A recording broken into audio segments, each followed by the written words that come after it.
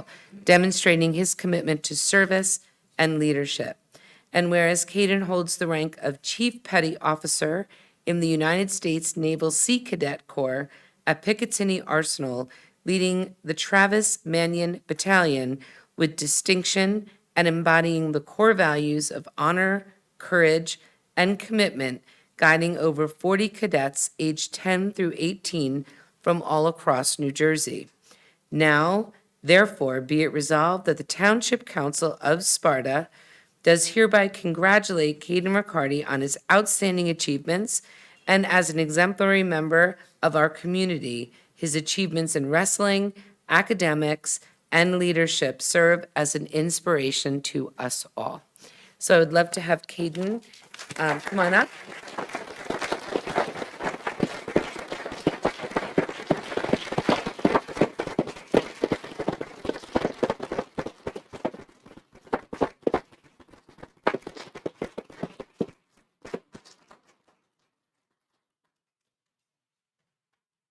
Congratulations.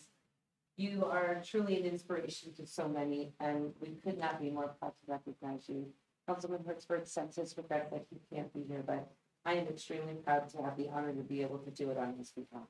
So please accept this proclamation and know that we are so proud of you. So thank you so much and congratulations.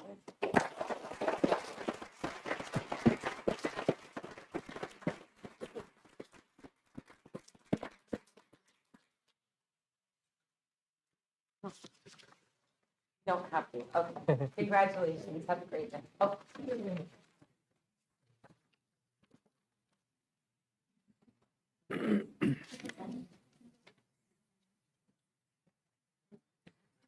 Thank you for your service and your commitment, and good luck.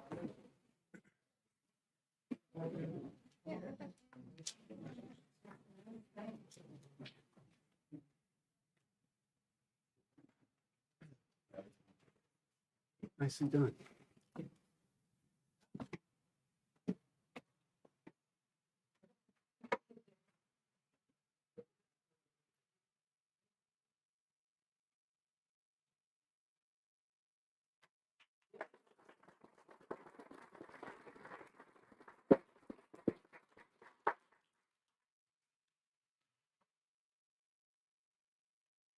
So congratulations, Caden. I hope you're taking some much-deserved recovery. Recovery is training, so I know that it's probably hard for someone with your accomplishments to take a break, but you've certainly earned it, and you've made all of us proud, so thank you. Next up is a proclamation I frankly wish I didn't have to give. It's Child Abuse Prevention Month, and it's awful that we have that in our society. But what I'm thankful for is that we have organizations like Jenny's House that does just an unbelievable service to our community in helping to guide and counsel people who have been the victim of such awful abuse. And so tonight, in honor of the Child Abuse Prevention Month, I will read this proclamation. Whereas child abuse and neglect is a complex and ongoing problem in our society affecting many children in Sussex County, and whereas every child is entitled to be loved, cared for, nurtured, feel secure, and be free from verbal, sexual, emotional, and physical abuse and neglect, and whereas child abuse and neglect not only directly harm children, but also increase the likelihood of criminal behavior, substance abuse, health problems, and risky behavior. And whereas the effects of child abuse are felt by communities as a whole and need to be addressed by the entire community. And whereas effective child abuse prevention programs succeed because of partnerships among families, social service agencies, schools, religious and civic organizations, law enforcement agencies, and the business community. Now therefore be it resolved that the Township Council of the Township of Sparta does hereby proclaim April as Child Abuse Prevention Month and calls upon all citizens, community agencies, faith groups, medical facilities, and businesses to increase their participation in our efforts to support families, thereby preventing child abuse and strengthening the communities in which we live. So tonight we have two members of Jenny's House, Andrea Riker and Belle Ward. Those of you not familiar with Jenny's House, how long have y'all been around? Probably 26 years of providing counseling and guidance to people who have been the victim of child abuse. I know a little bit that my wife was on the board of Jenny's House for a few years, and she's she's a psychologist, and obviously would not share with me what happened there, but I know that the service, she always came home and just praised Jenny's House, the people who work there, the board members, and so you do an outstanding service for our community. So thank you. So I hope you'll accept this proclamation on behalf of everyone in Sparta and everyone in Sussex County.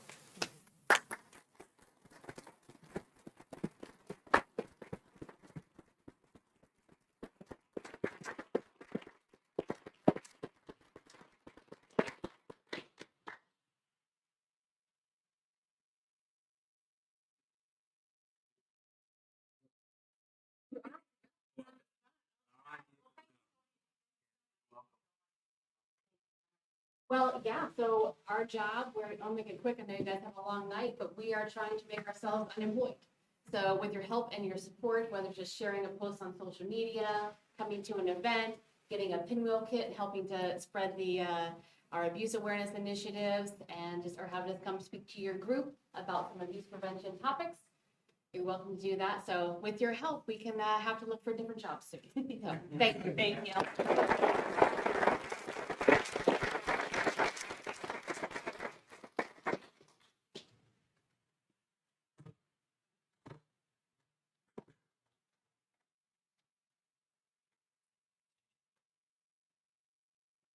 Okay, now we get to lighten the mood a little bit. I am very pleased tonight to have two special guests with us.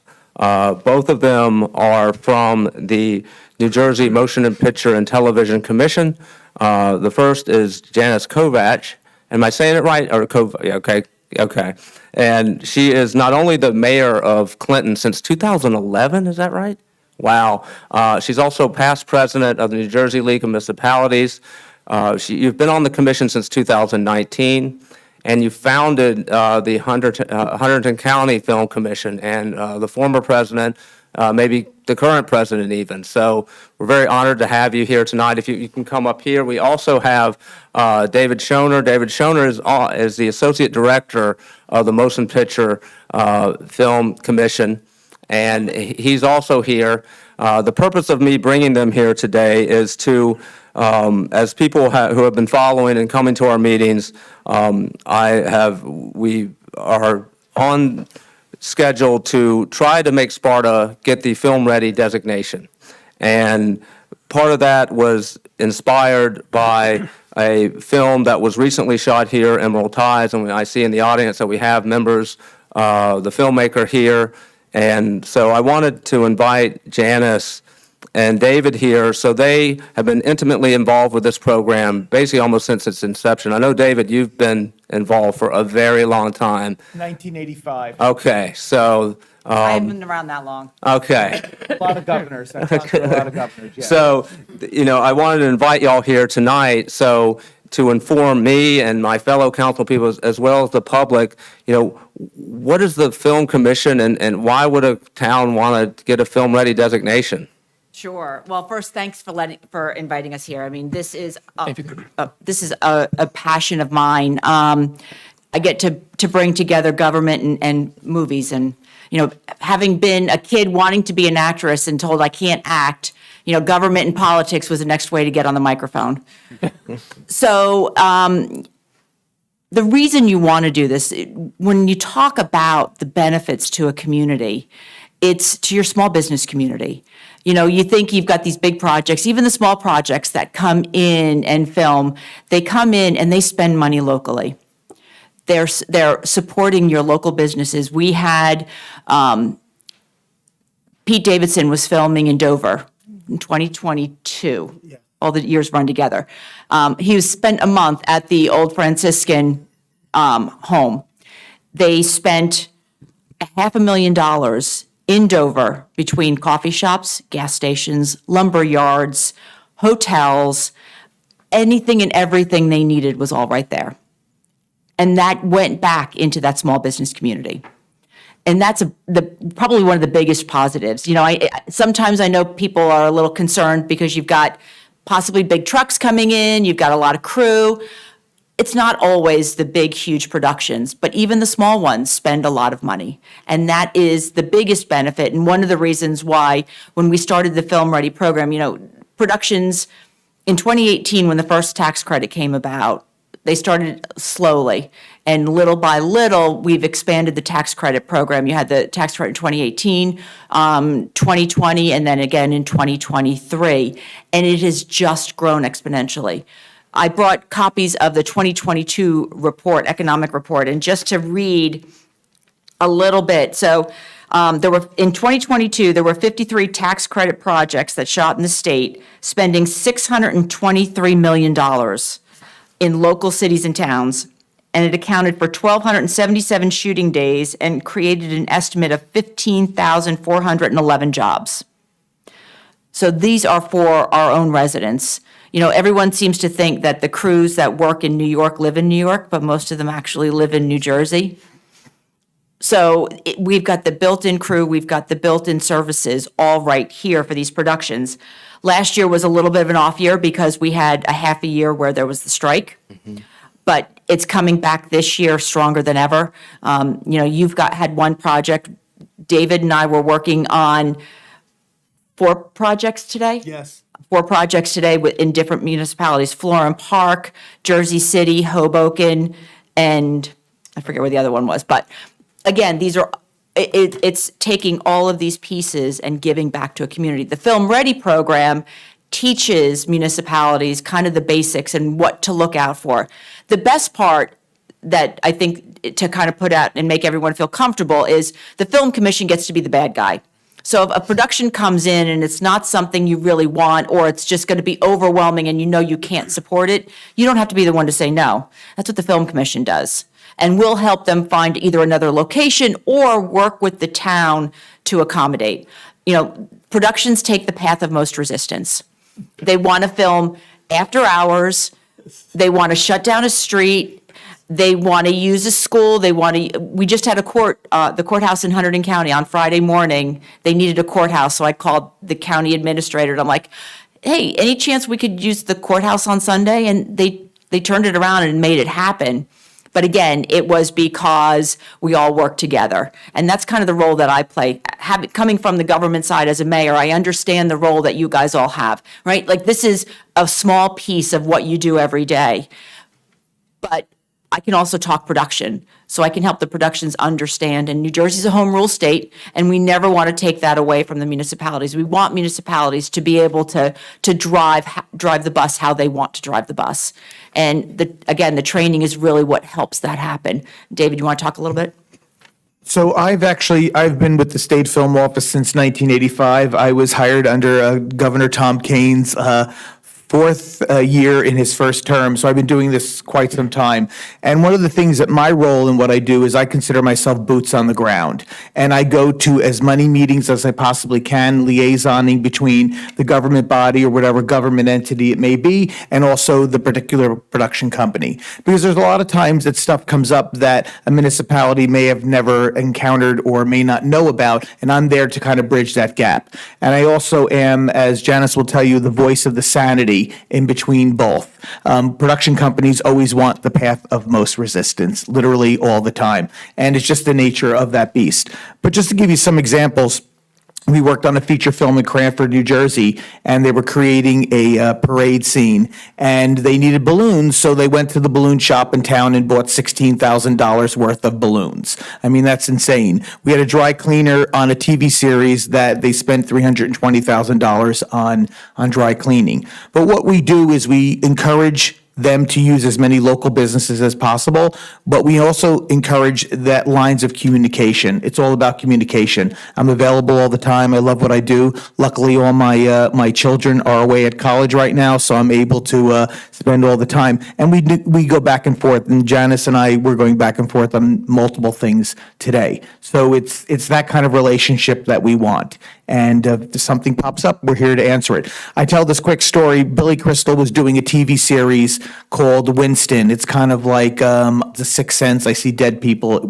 It's 10 episodes, and Billy remembers in his, in this story that there's this farmhouse in the middle of nowhere. And so Janice set it up with the mayor of Montague, and I drove from Cedar Grove all the way up to Montague, met with the mayor, and, they really had never had filmmaking before, and they were just going to build a facade of a building, nothing, no inside or anything. And so we sat down and talked it all out. And at the end, I kind of ended with the mayor that I really talk a lot. And the mayor's comment was, and I love him for it, he goes, "You're kidding me. We haven't shut up yet." But the good thing was, he respected that I was keeping him completely informed, was telling him all the little steps that were involved, and he knew that the lines of communication were very clear and very specific. And our goal is economic development. That's really what it is. And we have another component that we do. It's all about educating and giving opportunities to young people that are coming up. It's a really big thing. Part of our Film Ready program that we talk about and part of our other programs is giving opportunities to young people that want to be in the entertainment business, that they can actually work and stay in the state that they live in. That was the chief thing when the tax incentive started back in 2018. I would have union crew members coming up to me all the time and saying, "I no longer have to go to Brooklyn. I no longer have to go to Yonkers. I actually can go home at night and have dinner with my families." And that's really the core of what it is. Hey, thank you. You guys have any questions for us? We're going to see everyone at Film Ready on April 23rd. You'll see me, that's for sure. I have a couple of questions. Thank you for being here tonight. Sure. First question is around involving youth, and I'm using youth generally up to college age. So do you commonly partner with, for instance, we have a VOTEC school close by, we have the community college. Do you have any examples of how you've incorporated those folks and those kind of skills into some of these productions? So one of the things that we do all the time, depending on what the production is, because there's different levels if it's a union production, a lot of times, if it is something like a union production, we can't have the VOTEC kids working on that. But what we try to encourage is the union members that are maybe working in the fields that the VOTEC actually hosts, is going there and hosting them and having them talk about their jobs and their careers and stuff like that. We also do a lot of, depending on the school system, the NJEA, EDA, which we're a part of, we also host internships. And the great thing about the internships is that it's paid. The NJEDA pays them. And what we try to do during that period of time is really get them involved in the nitty gritty so that if this is a career they want to go in, they can. And the final one, because I do talk a lot, is through our partnerships with Sony TV, NBC, Universal, and depending on the county college, Raritan Valley Community College is doing it now. There's something called a PA boot camp. And a PA boot camp is a 2-day boot camp from 9 to 5 where they bring about 30 to 40 young people, diverse backgrounds, and they walk them through all the little minutia that it is to be a production assistant, because that's going to be their first step into the film business. And then once they become qualified, the studios want to always hire those people because they know they went through that process. And I would tell you, I talk to about 30 to 40 schools a year. I set up my schedule and go up into whether it's high school or college, anytime and anything that we can do to just impart them that there's a lot of great opportunities that don't necessarily have to be the director, the writer, or the actor. There's a lot of great jobs, as they call below the line, being an electrician, being plumbing, doing all those things. Maybe you like cars. Well, there's what they call an auto wranglers that wrangle all the period cars. You like animals. You could be an animal wrangler. Whenever you see an animal in a show, it's something that's rehearsed. So there's a lot of great union paying jobs that are there that aren't necessarily people are aware of. Excellent. Thank you. It's exciting to hear. The other question I have is, you talked about economic benefits and, fabulous ones, it sounds like, and indirect benefits of, crews and folks being here and using services. On the flip side, what about direct fees, direct revenue? Do you see municipalities, can you talk a little bit about fees, charges, structures to have them use? Obviously, a lot depends on the productions, right? So when it comes to municipalities, if they're going to use municipal property, you can absolutely charge fees for that. And if you create an ordinance that gives you a tier or the ability to waive if needed. Sometimes you'll have student films come in and don't even have the $50 to pay to utilize space. We had that happen in Clinton. The town donated the police officer that she needed for that couple of hours that she was filming. But then you do have big productions that will come in and take over, and you can absolutely, you create a tiered system. Patterson is probably a good example. They've got a tier where they come in and I mean, they use Patterson for so much. Same thing with Newark. There are productions that may pay up to $1,000 a day, and then the productions that are going to pay much less. I think the ability to look at the project individually coming in rather than just putting out a flat, this is what our fees are, and you either pay them or not. I mean, there was one production, they had to pay a $25 application fee. And the town was like, is that too much? The one thing we always say is that you're not going to balance the municipal budget on filmmaking. So we just would like to put that out there. But we always encourage, depending on what is going on, sometimes we have production companies coming. You were talking about the wonderful service that helps abused people. So a lot of times when the productions are even coming in, the state film office will recommend, well, maybe you could make a donation to a local, 501c3 charity that's in town. We do that all the time. That affects the community. And it's a great way, depending on the impact of the community, it's a great way for the residents to feel that impact is actually benefiting the community, maybe not in a direct way, but in a situation like that. Great idea, yeah. And just the general exposure is always wonderful. Exactly. Absolutely. And residents can put their homes up on a data. We have a database where you can put your home as a location.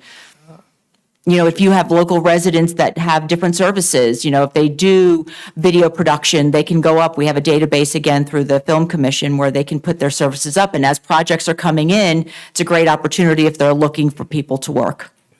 Thank you very much. Sure. So I had a couple as well.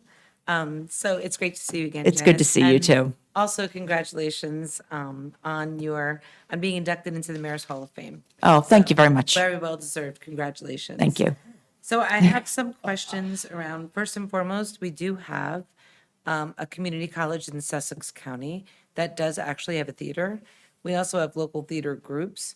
So I think it would be great if you guys are looking to make, to bring this up to Sussex County, if you add a 41st stop on your list to this boot camp and connect to Sussex County Community College. And if you need any contact information, I'm happy to, Janice has my contact Yep, information. absolutely. So if you could pass it along, I think it would be a great opportunity for the Sussex County students. So my question is more pragmatic around this whole thing. So I'm thinking, when I think of film crews, film crews have come here for a long time, Right. but it's hit or miss. No one knows they're here, no one knows they're coming, or we just find out because an order's placed for food or somebody asked for an officer or something like that. So my questions are around process and controls, okay?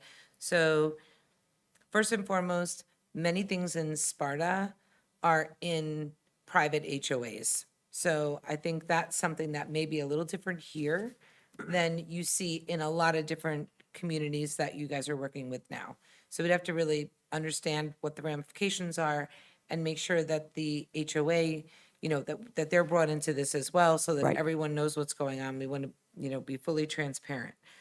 But when it comes to, for example, a film crew wants to come in, who are you calling and who? Who are you calling? So normally the process, they'll come into the Film Commission the State Film Commission. Okay. And then once they make determination where it is that they want to go, then David is usually we start the negotiation. David will reach out if he's got contacts already in that town. In some cases, he's been working with people in Jersey City and Patterson, Newark for years. So he's already got the connections there. In other cases, like when I had asked you about the getting the contact for the mayor, because it was a new mayor, we had never done anything up in, I forget which town that was.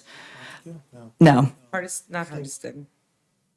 I forget it. I Yeah. can check my email. I know, sent it to right? you. Stillwater, yes, Stillwater, yes. yes. Yeah. So, what I'll do a lot of times is kind of do that first outreach just to make sure everyone's comfortable and kind of give it like, listen, this is a legitimate project. This is something to have a conversation about. Is this something you're interested in? Are you willing to entertain the production coming in? And once that happens, if you've got an application process, and an application process is a good idea to at least be able to keep track of what it is that you've got coming in. And then this way, we keep track of it on our side through the state film office. David is usually the one that is coordinating, between the production and the town once it's all been established. So I guess this is what I'm saying. So David gets on the phone.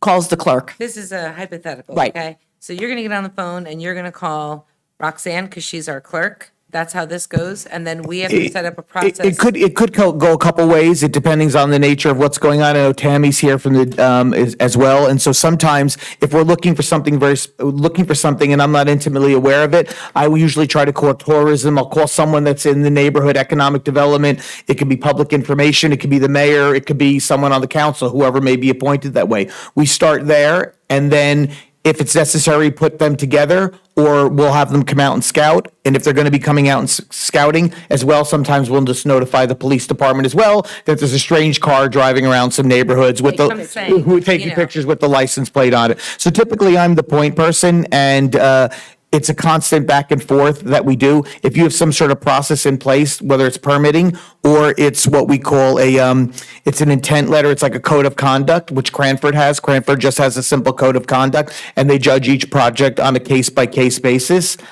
We just would have that discussion. Or if you're clerk or a business administrator, whoever it may be, they have my number. And as I was giving it out tonight, even Tammy would, Dave, what's the deal? What's going on here? And then I kind of guide them through the process. And the one great thing that I happen to love is that I have the institutional knowledge that I've been doing it for 38 years. So I kind of know the traditional pitfalls that there may be or traditional push points. And I don't typically function in the negative. I always function in the positive, but I'm able to make it understanding. And if you really haven't dealt with the film company before, they may be speaking a totally different language of what they want. And then we go back and forth. We also then will bring in sometimes, as we're doing right now in Independence and Warren County for the show, we'll bring in the Department of Transportation. Independence doesn't have a police department. We brought in the state police. And so usually I'm the center of the universe. I'm not that important, but usually the center of the universe revolves around me. And so if someone has a question, whether it's my executive director, my board, or the New Jersey Economic Development Authority, they will call me up and say, what's the situation here? So if you could send us what Cranford has, I think that'd be great, because one of my concerns about this, just hearing about it on first blush, is Sparta's open for business. Next thing you know, we have people all over the place. We don't know who they are. Our residents don't know who they are. We don't know who they are. And it seems to me like somehow there needs to be some clearinghouse for these things to say, this is a good fit here. The right people have been notified. This is absolutely not a good fit here. And what are the agreements? So if you need to your point, shut down a road, you need police. Who's paying that? You know what I mean? That's the best part. Production pays for everything. Part of Film Ready is appointing a point person from the municipality, and it could be an elected official, it could be one of the employees, whoever can be kind of the gate stop for as the productions come in, and then knowing who to parse them out to. So if it is going to be something where they're going to need police, obviously you need to get to the police department. Police chief's not going to need to sign off on it, or if your officer in charge, whichever it may be, and then what the cost is going to be, so that the production understands what the cost is. So they will pay anytime that they have to take on those services. Nothing is borne by the town. I'm just concerned about the back end, the process, the safety of our residents, the not getting a million different film crews in here and we don't know what's going on because we have this now designation and all of a sudden everybody wants to shoot here. And, so that's what concerns me. Yeah. So I need to understand some kind of process. I need to understand how other towns, if you could send me that Cranford code. Yep. Because I think this is great, but I'm a little apprehensive about it. Understood. We are a small town, and what I mentioned before. So I'd be really interested to see how other towns, what is their methodology, so that it's not completely subjective, so that there's something to it. And how do they protect that they don't have 6 things going in the summer in one place? And you know what I'm saying? So any Right. information like that, I'd be interested. I would love to come on the 23rd.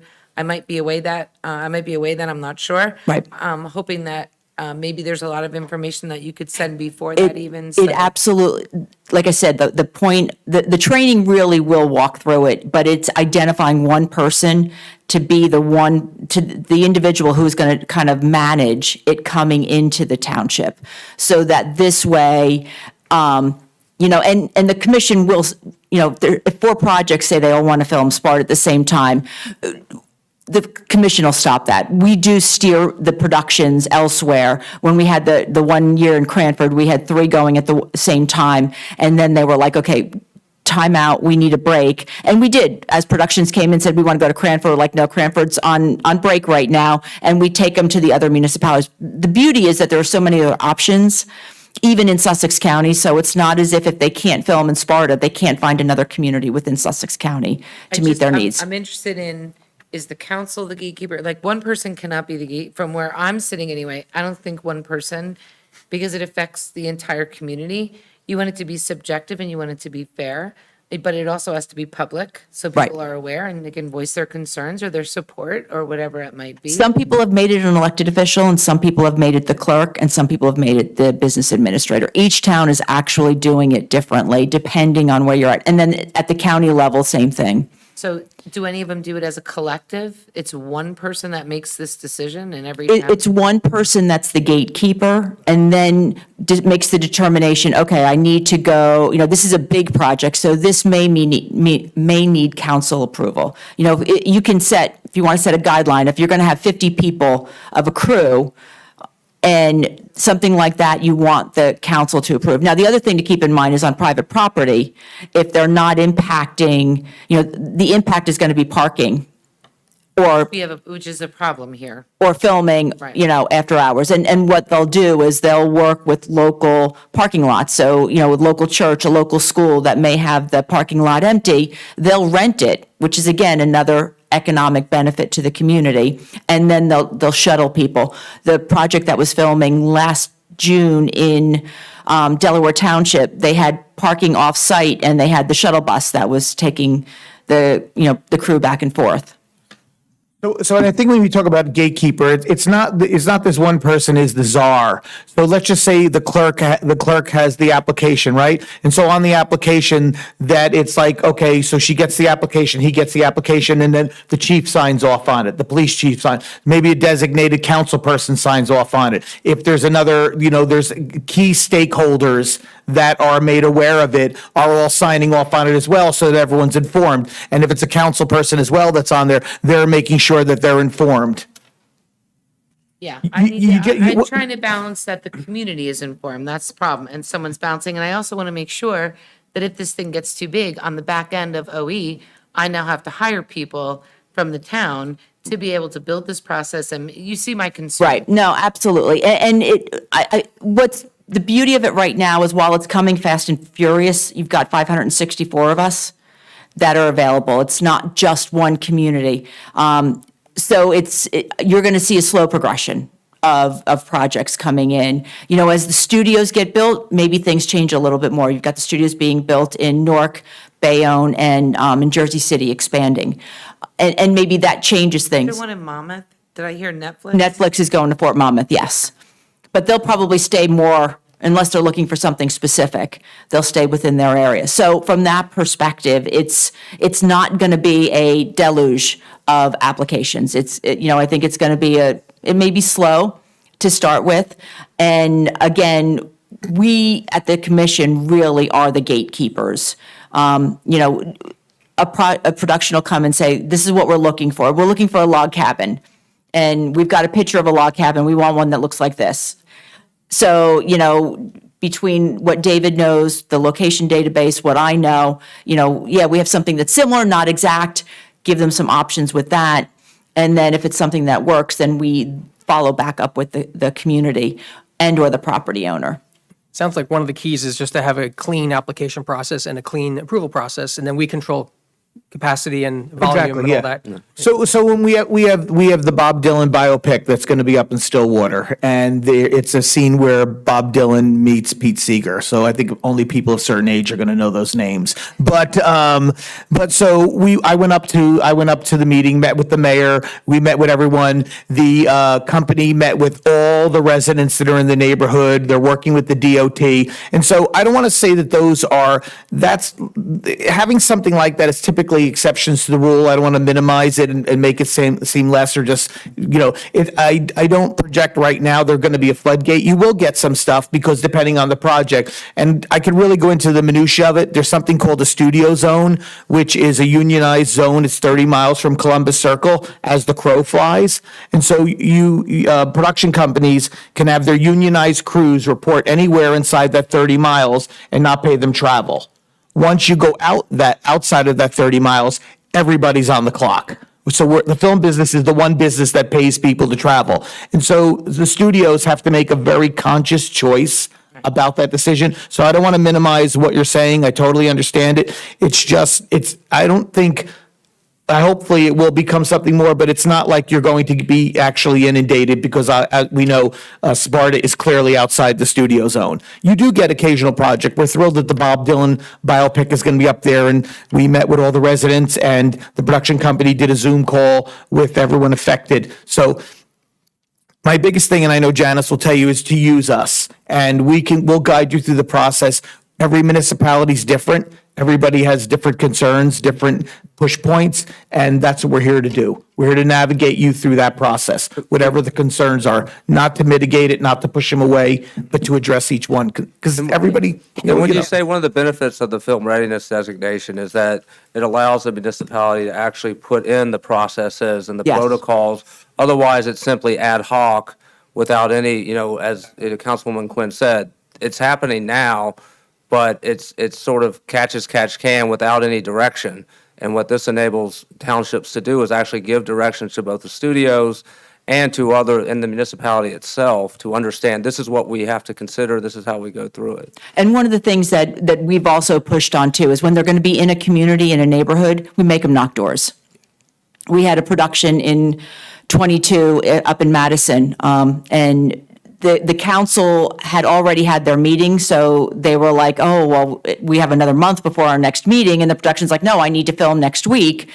We made them knock doors in that neighborhood and get all the residents in the neighborhood to sign off and say, yes, they were excited about it. And what was really nice is the production did that. They talked to everyone, got the mayor comfortable with it, and then made a donation to pay for their block party. And that's all I hear about from the mayor now, how great that block party was. The $1,500 that the production spent. But it's all about goodwill. It's all about the relationship. The productions know that they can't burn a community. That's not what they're looking to do.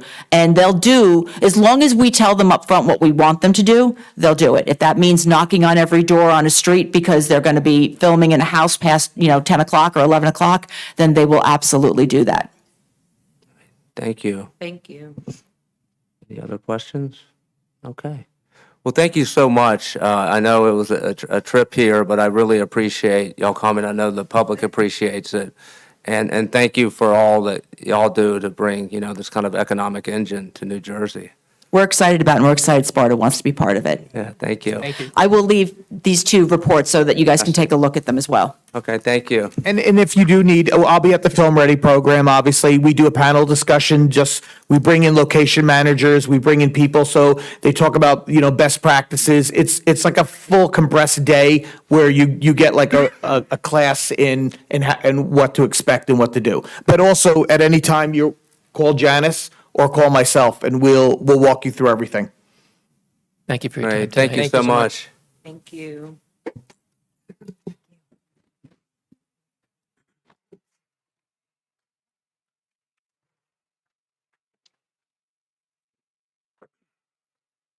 All right, now on to regular business.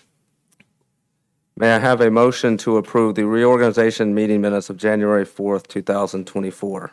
I'll make a motion that we approve the reorg meeting minutes from January 4th, 2024. May I have a second, please? I'll second it. All in favor, say aye. Aye.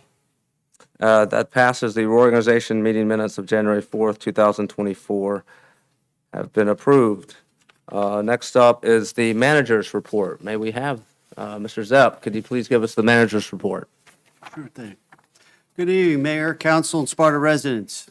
I have a few announcements. Due to inclement weather, the Rain Barrel Workshop scheduled for March 23rd has been postponed and rescheduled to Saturday, April 6th, from 9 to 12 at Sparta Municipal Building. More information can be found on the Township's website under News and Announcements. Unfortunately, last Friday, our library building had to close for a sewer line issue, therefore canceling the Circle of Friends preschool and recreation classes. The Council Connect meeting was canceled as well, and the next one is scheduled for Thursday, April 18th at 6 p.m. After the sewer repairs were made, the library director brought in the clean team who provide a comprehensive cleaning of the building to ensure that patrons and staff entering the building starting Saturday morning were not harmed. Today, I received information from District 24 Legislative Office that they have scheduled on Wednesday, April 3rd, between 10 and 2 p.m. at the Sussex County Tech School, a New Jersey motor vehicle mobile unit to serve the public in handling their motor vehicle transactions. There are flyers out front and information on the Township's website on how to sign up. In our IT department, the projection equipment for council chambers has finally been delivered after an extended back order period. Mr. Dempsey is hoping to complete all technology upgrades for the council chambers by mid to late April. This equipment was purchased through the Local Efficiency Achievement Program, otherwise known as the LEAP grant. In our Parks and Recreation Department, despite the weather, the Recreation Department's bunny breakfast at the library on Saturday was well attended, with 100 children plus families enjoying the holiday festivities. The Parks Department staff has been working in between the storm events, preparing the ball fields to be open for sports. Staff will assess field conditions and will be opening any fields when ready, hopefully by this weekend, so long as weather permits. As reported in my last report, recreation staff will email sports groups when the fields are open. Camp Sacagawea Day Camp still has spots open. Anyone interested should call the Recreation Office for availability or sign up online through the Community Pass.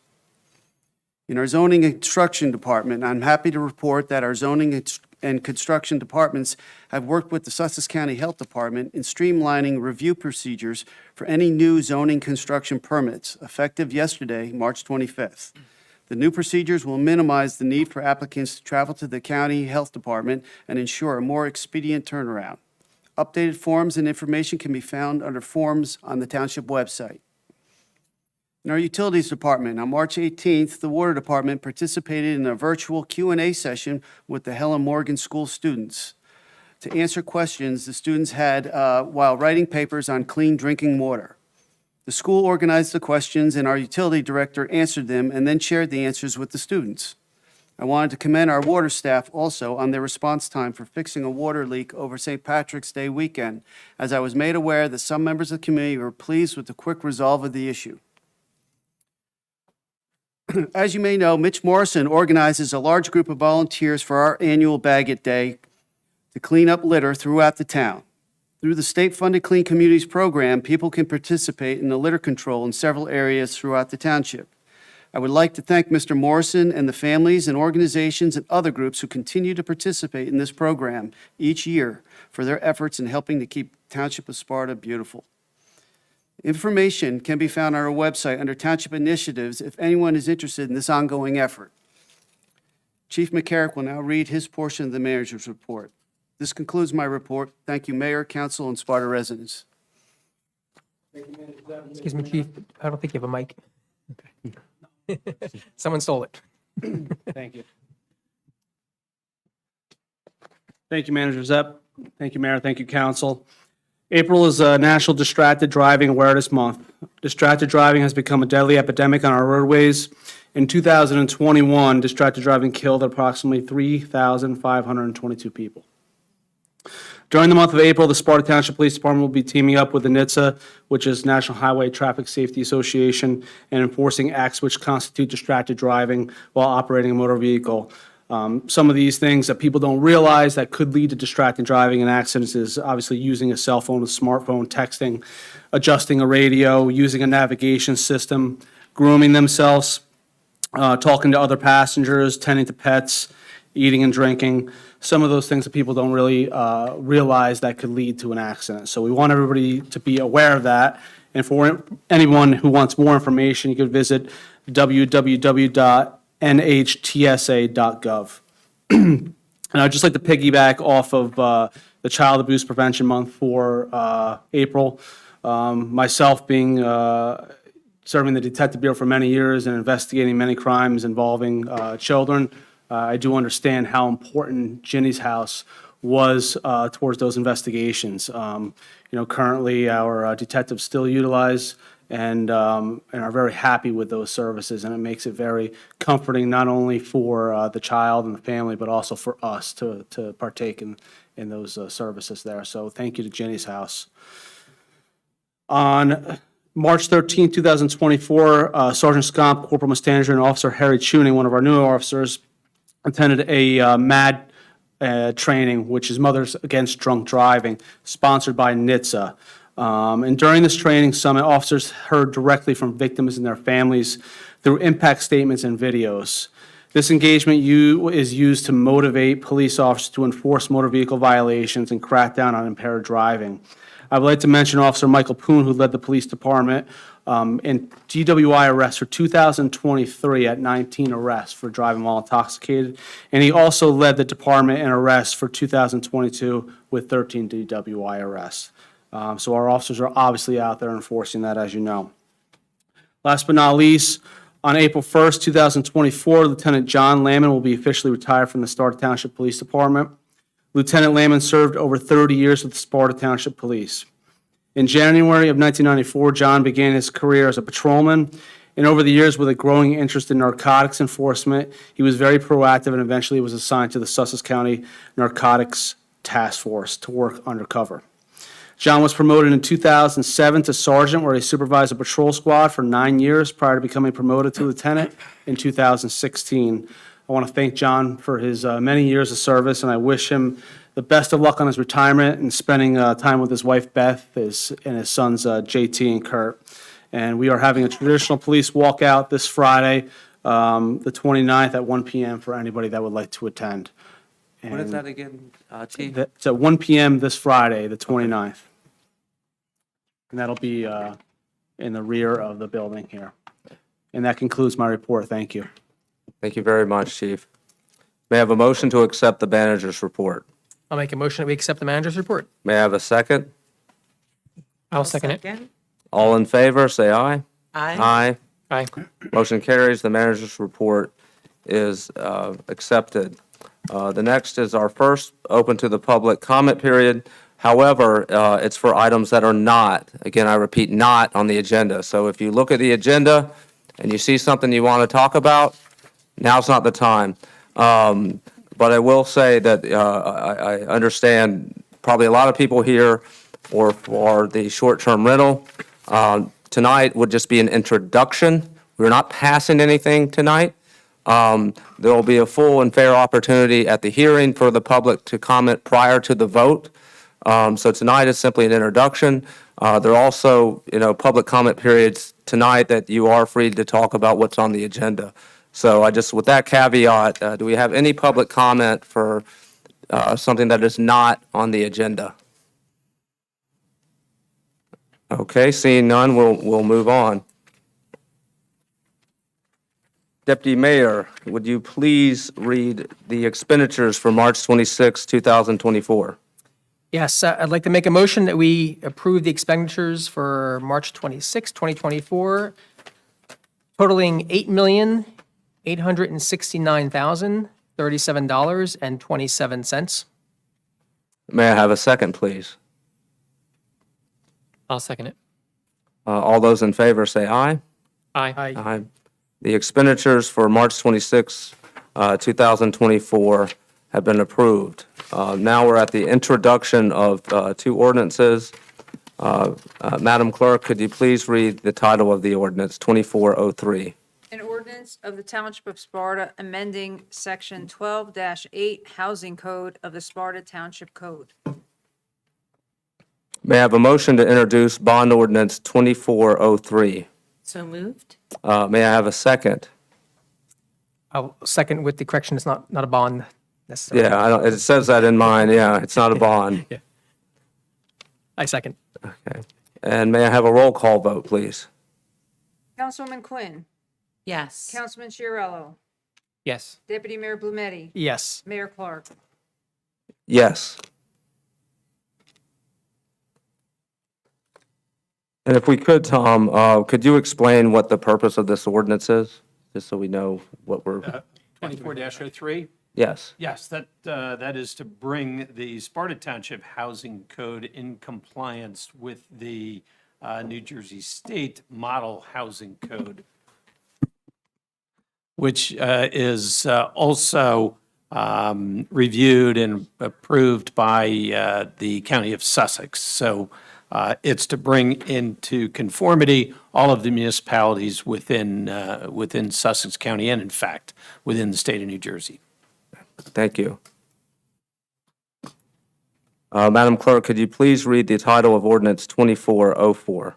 An ordinance amending and supplementing Chapter 12 of the revised ordinances of Township of Sparta to prohibit the short-term rental of residential property. May I have a motion to introduce ordinance 2404? So moved? May I have a second? I will second it. May I have a roll call vote, please? Councilwoman Quinn, Yes. Councilman Chiarello, Yes. Deputy Mayor Blumetti, Yes. Mayor Clark. Yes. And do we have any hearings of ordinances? We do not. Okay. We are now at the second public comment period, which is items on the agenda, which would include resolutions and any other items. So again, if you wish to speak on that, please step forward and please be mindful of our clock. We do have a lot of people here, so you don't have to take all the 5 minutes, but you're free to come and speak.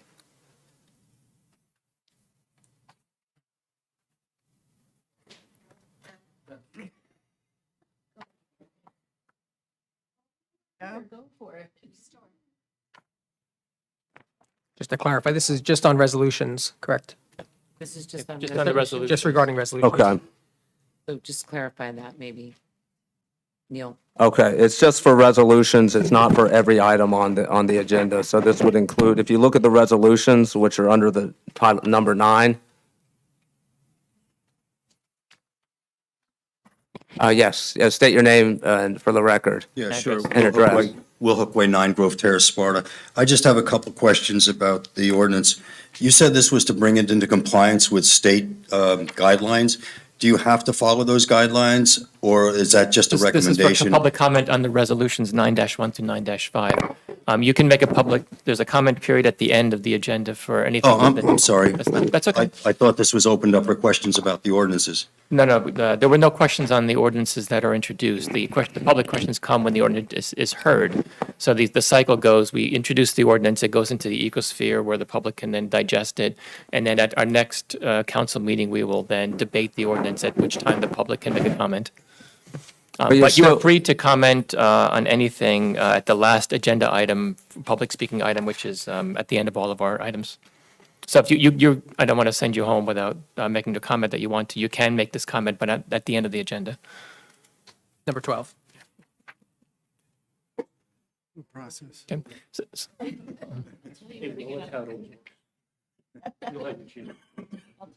Mike Devine, Oak Parkway. I noticed the third resolution, I think you're hiring a prosecutor.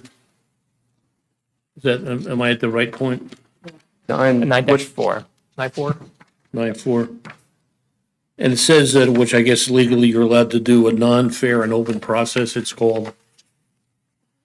So my understanding is this is our current prosecutor now, and he simply has changed the law firm that he works for.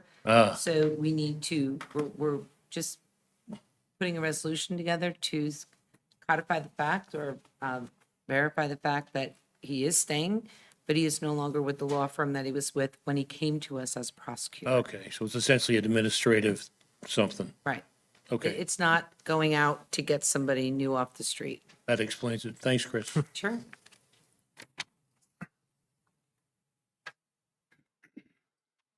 Okay, any other comments just on the resolutions? Okay.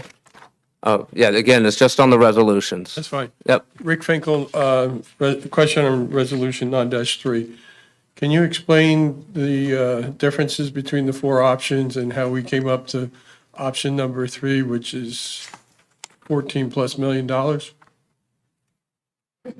Yeah, so why don't, I think Mr. Zepp and Mr. Ryan are familiar with one. I think it would be helpful to explain the bid process, what bid you got, and then why we chose option 4 as opposed to the other options. So, thank you, Mayor. Yeah. What I'm going to do is I'm going to defer to Tom on the process that we took for bidding. We have to abide by public contract law. Actually, if I can interrupt, so there's a 5-minute limit. We can answer your question, but if you have any other questions. Okay, good. I just want to make sure you get. Sorry, go ahead. Thanks, Dan. I can get used to that. So I'm going to have Tom explain the bid process. Solid waste contracts are one of those processes that are heavily regulated by the state, so you have to follow a lot of procedures, and you got to have a whole bunch of language in the bids. And so the bid is a pretty thick document that goes out. But with that, I'm going to turn it over to Tom on the process. Yeah, I'm less concerned about the process and more concerned about understanding the differences between the four options and how did we exclude 3 of them and end up with 1 of them. That's me. Then I'm bouncing back That's me. to Jim. It just It's, came back. yeah, Process is the same I'm for all all about four. procedure, he's about substance. Right, okay. Oh, it sounds like that. He wants to, that's fine, and it's completely understandable. First of all, that contract is virtually duplicate of the previous contract that we were under. If you look at it, it was worded the same. I didn't have to do a whole lot of work other than update the current contract because it was working so well, all right? That was a 5-year contract. The township, I felt, benefited very well for the cost of the curbside collection. All right, it's been that rate for how many years, Sam? Since the inception of the solid waste, we've stated $75 a quarter. So were all 4 options a 5-year contract, and is this the same price we paid last time? Is that what you're saying? It is not. It is not. It's just the structure of that contract had the 4 options, just as you read it now. The descriptions of the options were the same. It's obviously because we're 5 years later, the number amount is different. You also read that we received 1 bid from our current hauler, so we didn't have any other bids.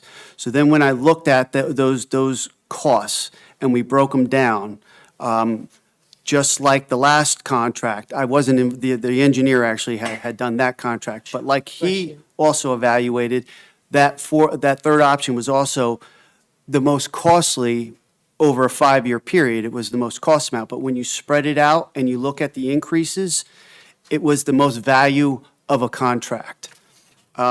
It was funny because Deputy Mayor Blumetti was asking that question of, Jim, what's the difference between option 3, or 2, which was the 3-year for a lesser amount, as opposed to the 5-year, because the 5-year was $25,000 difference.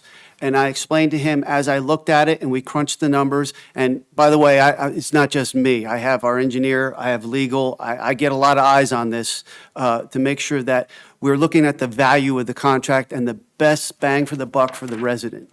And in the 5-year, even though it's more, over the length of the contract, I feel it's the most beneficial to the resident, like the previous contract, in that those 2 years after the 3rd year that you see there, there's a risk exposure that the hauler's taking. He's running an operation of fleet of the equipment. He has to fuel the equipment, and then he has to man the equipment, all right? There's a lot of factors involved there. The difference was roughly $25,000 there, and for us to go with, say, the 3-year contract, all right, and then go out and rebid at the end of the 3rd year, what are the chances are that we would be getting the same number or less? my feeling is that we wouldn't be in that position. We'd be in a better position to go for the award of the 5-year, like we did with the previous contract, and we really benefited from that.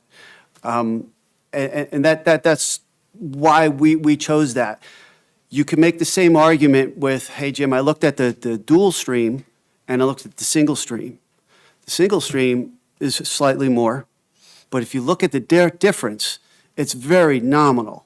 And for me to go out to all the residents of the township and say, guess what? We're going to now go to dual stream. You're all going to have to change the way you do your recycling now. You have to split up your containers. You're going to have to put fiber in one and glass in the other. And by the way, if anyone's ever seen the process, it's going on the same floor. Okay? I thought that the value in staying with the single stream and not changing any of the services on the residents for the bid price that we got, I thought we made out really well, considering what, with the sole bidder and what we have going on. Our collection works pretty well, and I think a lot of residents would say that. I used to, when I was running Public Works, I oversaw solid waste and collection. All right, I was at the end of the phone calls for many of the residents here. Most of them are pretty satisfied with what they get. Twice a week garbage, once a week recycling. Anybody who has a family in other towns, I think you know. It's good. I just wanted to understand. Oh, sure. Some of them are 3 years. It's not detailed here. Some of them are 5 years. There's a difference between 2 options and a 5-year. I was just trying to understand the differences between the 4 options. That's all I Mr. was Finkel, really yeah, asking about. to your point, there's the 4 options, 2 of them were 3 years. Right. 2 were 5 years. For each one of those, there was a single stream recycling, dual stream recycling. So those are got it. that's how you get the 4. That's all I was Yeah. looking for. Thank you. Okay. I could have said that. Ask me what time it is, we'll tell you to make a clock, right? Okay. No, it was valuable, though, we shared. Jenny Derrick's Tap into Sparta. What is the new price? It's in the, do you have it here? 1 second, Jenny, I got it. For cost? It's, for the Details. 5-year option, it's, $14,143,000. I understand, it's per, For the what's the resident. Yeah. what's the delta for the residents? We were at 75, you said, Sam, since the beginning of the contract? Right now, we're still working on the exact rate, but it's around a $25 increase to the quarterly charge to the resident right now. So it's $100 more a year. Yes. Give or take $1. I'm still working with the collection with my tax collector who does the billing. There's some mitigating factors. We give discounts to veterans and all that stuff. So, but it's right there. It's at 25, give or take $1. So one more question then, Sam. How long have we had this service in the I community? believe we started it in 2009 or 8, something like that. It just had gotten in place like a year or so before I started, so it was around 9 or 10. 9 or 10, okay. But like I say, it's been the same price. I mean, we've lucked out a couple times when we've bid, the fuel prices were low. We got a really sweet deal, the one cycle. So we honestly can't complain on what we've gotten from this. And it's been a bargain for the residents, really. I mean, if you take your garbage to a private hauler, you're paying a lot more. The other dynamic here is that the recycling market globally is just crazy. And there's a lot of uncertainty in the recycling market, especially when China stopped taking the recycling a couple of years ago. And so I think we're very fortunate for the contract that we have.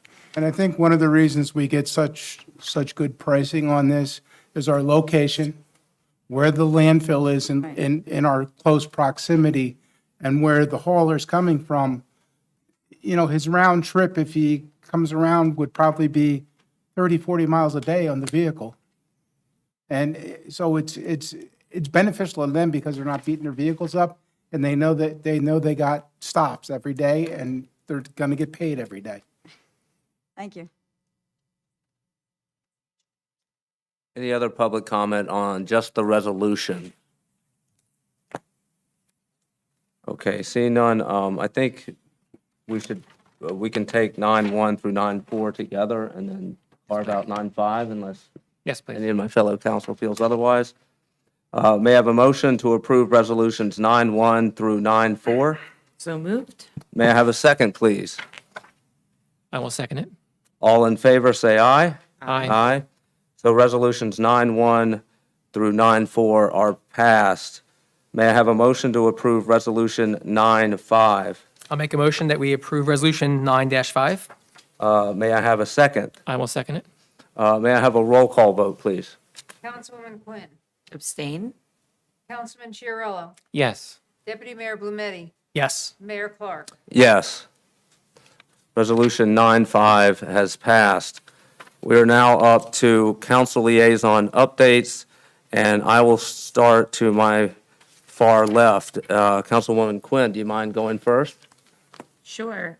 So I want to thank everyone here in the council and administrative leadership for supporting the recommendation from our health professional to update the code. We introduced that ordinance tonight, so I think that's really a great step forward. So thank you for that. With regards to the Municipal Alliance, we are really gaining speed. We picked our new logos. We're very excited about that. We have a lot of programs starting, getting speakers in the schools, so we're very excited about that. The logos will be released shortly. We have some opportunities coming up. And we just had a meeting with some professionals locally. Chief was there as well, where we started talking about what we're going to start implementing as far as a programming across all demographics in Sparta relating to social media and the harm and risks and things of that nature. It's so important. We're losing kids, but more importantly, the mental anguish and depression that can come from these things affects many different demographics. So lots going on there. I mentioned Salute 07871. Thank you to everybody, to all of our servicemen and women. Vanessa is working on, and then we'll be reviewing together all of the new Hometown Hero applications. I cannot stress enough, please, when we get the applications in each year, an email is generated out to anyone who has put in a form, and that is a request for an electronic photo of the serviceman or woman. So please be mindful, if you did put in an application, to check your email and be sure to respond so that there is a cutoff for you to respond so that we can get the orders for the new banners in by Memorial Day. So that is really what drives everything. The Parks and Rec, we did have a meeting. I don't know if you want me to speak to that, but you could speak to that if you want to. You can take there. the best notes, Councilwoman Quinn, so take the best notes. go for it. Okay, so we talked about a lot of different things. There's a lot going on there as well. As always, our rec department really does a great job of programming. The Parks and Rec Advisory Committee is very, very involved as well in working with the rec department to bring different things forward. So we're super excited to be talking about things like getting people in that can help our residents that are interested in homesteading, which means growing vegetables and knowing how to grow vegetables and different things of that nature. That's a big trend right now, and people wanting to really build their own things. So we're looking at that. That's one of the things. Also, we're very excited and waiting in anticipation to find out if Jake's Law, if we're approved for that grant. If we do, we're going to be able to redo the entire playground over at Station Park, which would be great, and it will become 100% fully inclusive. So we're supposed to be hearing about that, I believe, at the end of the summer. We did have a conversation about capital projects. So again, just things that we are throwing around as capital projects, many of which you have heard us speaking about here. I don't want to speak to any of them specifically because I don't want to set an expectation, but there are a lot of really great projects that we're trying to work together and support with the rec department, with the township, in really pushing forward for our residents. Can I pause there for a minute?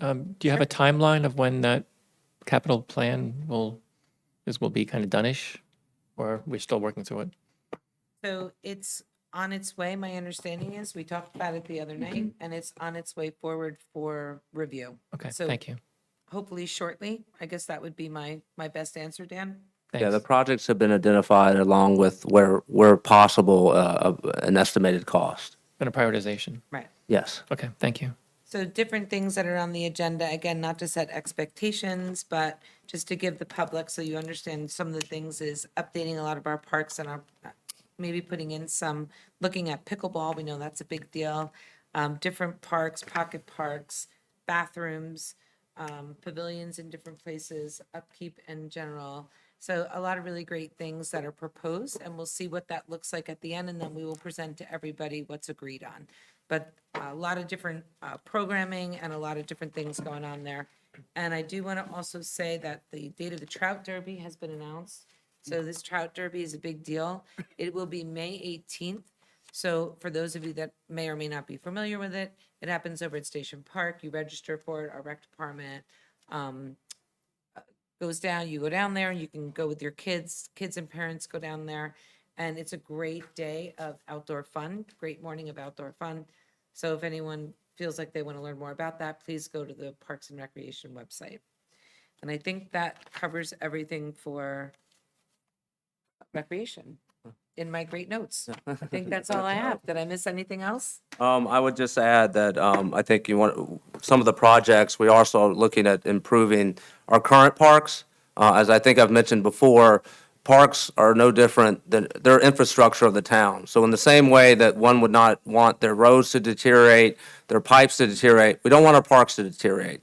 So what we are doing is looking at what parks we can improve, what the improvements need to be, and prioritizing that. Another thing that came up, and sort of in line with what Councilwoman Quinn said about an endeavor that the Municipal Alliance is going to, is that trying to get the kids off their phones and steering recreation programs to that demographic.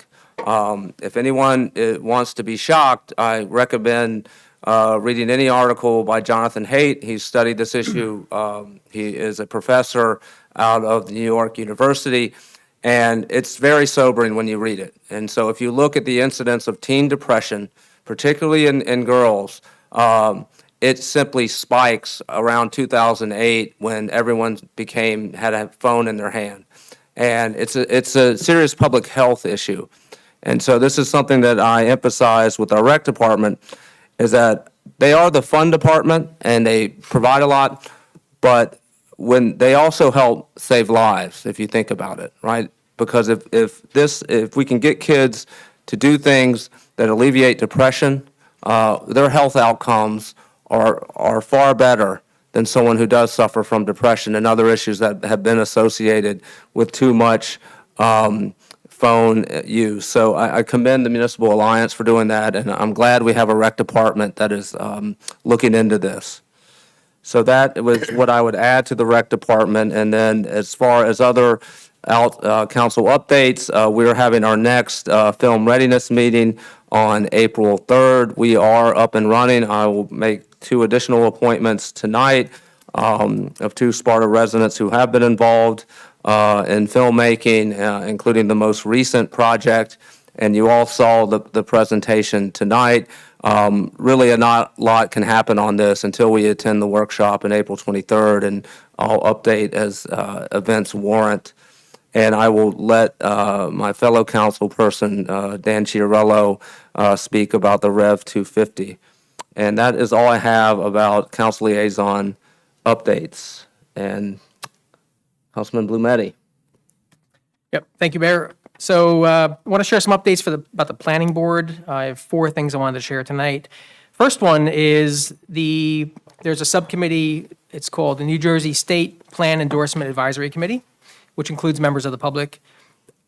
The Plan Endorsement Advisory Committee will be sharing an overview of the plan endorsement process at the next planning board meeting. In fact, the planning board meeting is, for the most part, dedicated to talking about the plan endorsement process.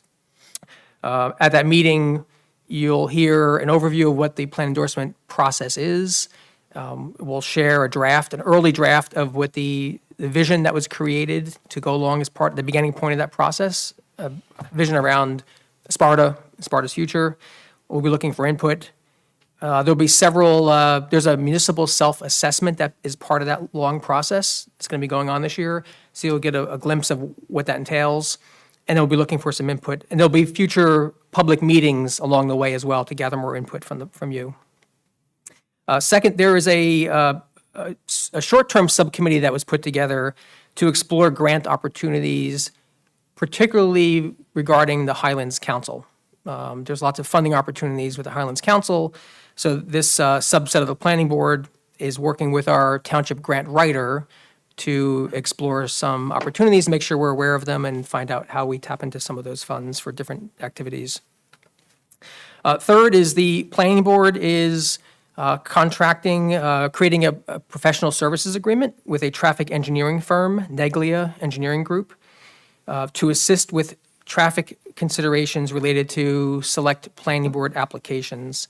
I want to be very, very clear, in those cases where this consultant and this engineering company is used to review and validate a traffic study of an applicant, the payment for that engineering firm is coming out of the applicant's escrow. So there is no budgeting and there's no taxpayer impact from this.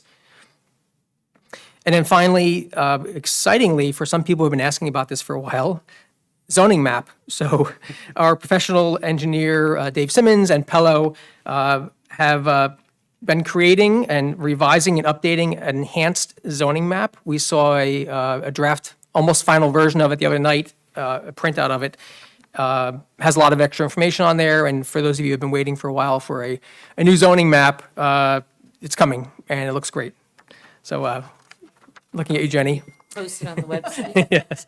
Yeah, eventually it's going to be posted onto the website. They're going to convert it, and it has a lot of extra layers of data in there, a lot of blow-up sections on it too, so I know Jenny will be happy.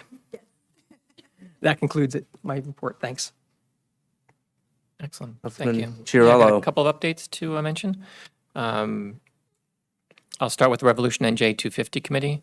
Again, for those not familiar with that, that is a committee that every municipality in the state was recommended to set up to start planning the celebration of the 2026 independence, 250th anniversary of the founding of our nation. Not every municipality did, but Sparta was one of the earlier adopters of that.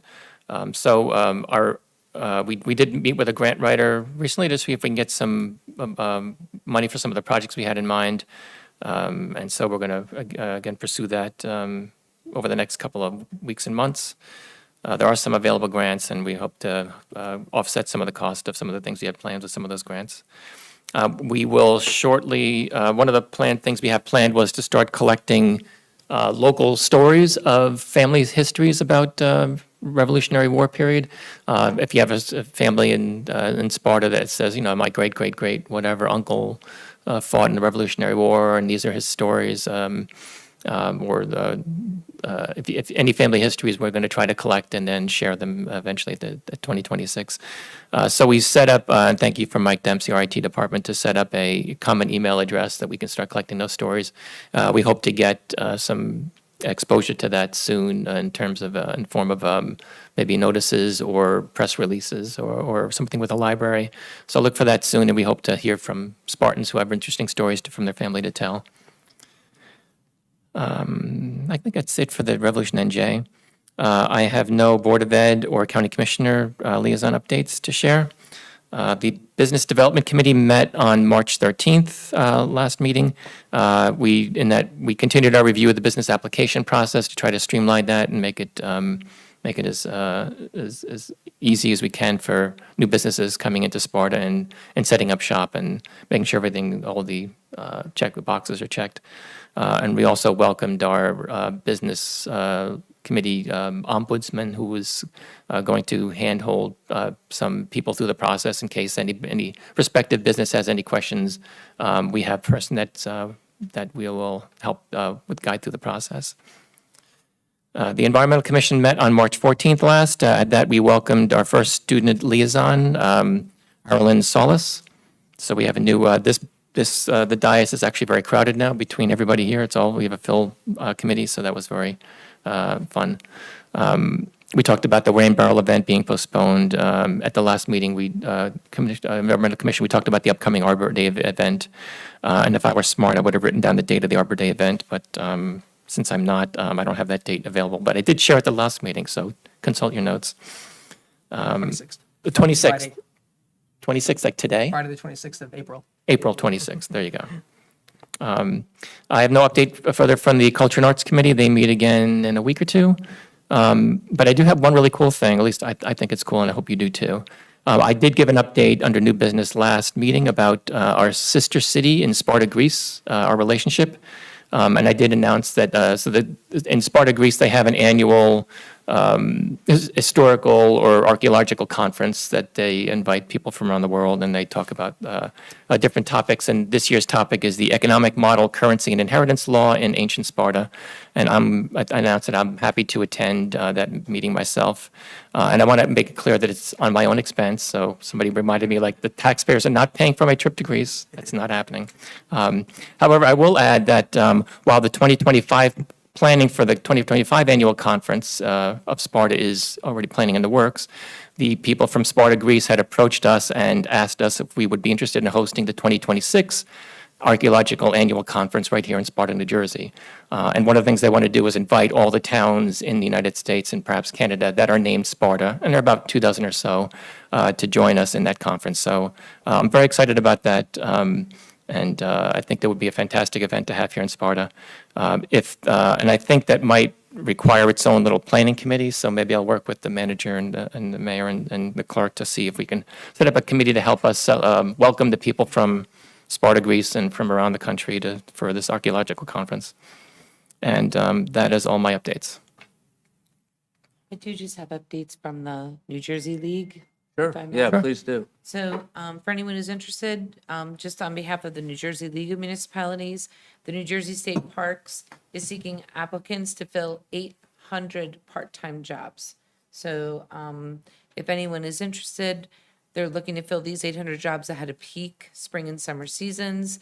So you can get more information about that from www.njparksandforests.org. But that's a lot of jobs, and we do have some locations very close. So if you are interested in a position, please reach out to them to learn more. There's also, for kids, the NJLM working with the Clean Community Council for children to enter the second annual NJ Clean Communities Reduced Single-Use PSA Video Contest. So if anyone is interested in learning more about that, you can go email the NJCC. The deadline is Monday, April 22nd. So just to put that out there. There's also, I wanted to make everyone aware, municipal stormwater assistant grants. This information is in the packets that we received. So if anyone is interested in looking more to that, the deadline has been extended to the 31st. So this, Dean, is something that you may want to be bringing back. It's in the packet that we all received. And also, there are some grants available for community-based deer management programs. And this has been sort of a hot topic that we've had for a while. We got statistics from the prior police chief that said in 2022, there were 91 recorded deer vehicle accidents just in Sparta, 91. So anyway, I wanted to bring it forward. The deadline for applying is May 3rd. And that information is in the packet, and I happen to have it here as well. So that's in the New Jersey League of Municipalities update. Thank you. Great, thank you. And I will add that our student liaison to the Environmental Commission, because I was there last night, was inducted into the National Honor Society.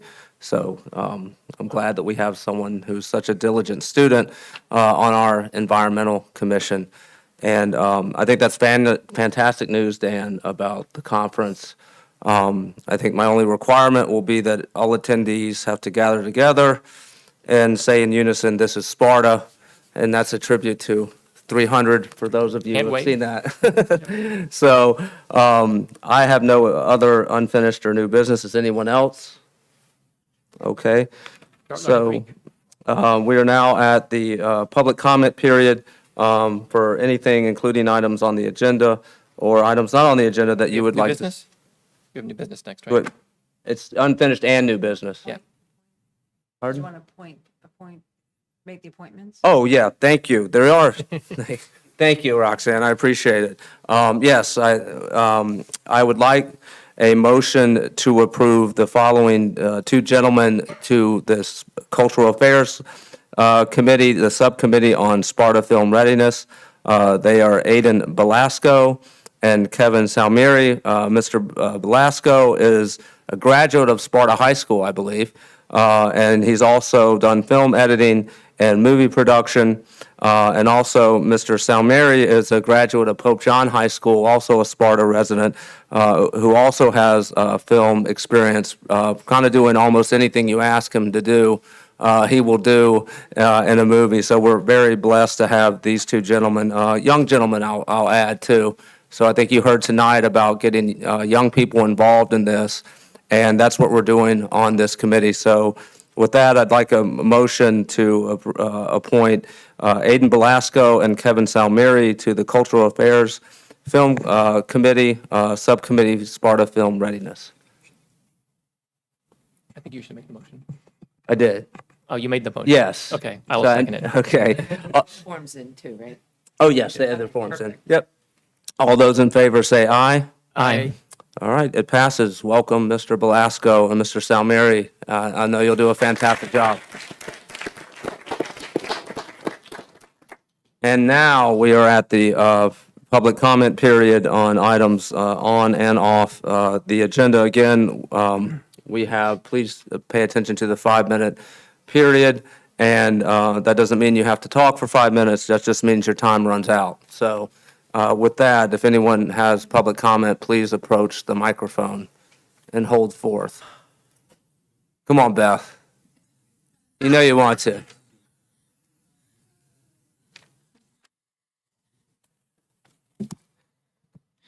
I need a shorter mic. Hi, it's Beth Broderick, still on North Shore, and I'm still too short for your mic, and now I broke it again. I just have it. Thanks. Good. Yeah. Does that count on my 5 minutes? Come on. I just have a quick question. In residential areas, are we allowed to have companies? Like, are we allowed to have corporations or companies working in areas zoned for residential? Just curious. Well, there are mixed-use zones as well that will allow both. Purely residential. Purely residential area? I mean, like a home business or home office? No, like let's say that Exxon decided to come in and operate on North Shore, or if Marriott decided to come in and put something in, like a 10-story something on my street, would they be allowed, or would they be in violation of some kind of town ordinance? Well, it depends on what the zoning allows for that particular zone. So if it's a permitted use, if it's a conditional use, or if it's not permitted, they can then come to the zoning board and get a use variance. But typically, if it's residential, you probably won't see commercial entities in a purely residential zone. It won't be permitted. Okay. Is that what you're asking? So Yeah. what you're asking is, can you have a business running out of a residential zone? Yeah, so if my neighborhood is zoned for 100% residential, can we have a corporation or a Commercial. company, commercial, that's the word. I forgot retaining wall last night, so it's not just you guys. Can a corporation or a commercial entity come in and establish something? And then my other question is, when something is defined as, and I don't know if I'm allowed to refer specifically to an ordinance that hasn't been heard yet, but under the definition of person in an ordinance where it says individual, entity, association, limited liability company, corporation, or partnership, how does that work if a corporation is listed as person in an ordinance that deals specifically with deals with a residential area? How's that gonna work? Or does that depend on the ordinance and timeframes? I don't know if I can spell it out or if I'm allowed to. Well, I think, yeah. You guys know where I'm going with Yeah. this. I don't know if I'm allowed to reference the ordinance because it hasn't been heard yet. You can reference anything you want right now. So, There's a difference just want to make between a sure. land use ordinance and So non-land use in an ordinance. Airbnb on page 2 of the ordinance, it says person means, it's under section 10-1 on page 2, it says person means individual entity, like what I just said. So would Airbnb fit under the definition of person, under a corporation or partnership? Would Airbnb considered a person on page 2? at the top in this ordinance? And would they be in compliance as long as they're over, if they're 29 days or more? That's a And- complicated legal question. I'll just, Or am I there's a nitpicking? lot of permutations to that. I think one thing that should, maybe a misconception that we should get out front, this ordinance is not a land use ordinance. Okay, It's a police power ordinance that under our authority to provide for the safety and welfare of the public, we have that's under which we are passing that ordinance. Now, if the land use ordinance is a totally different thing.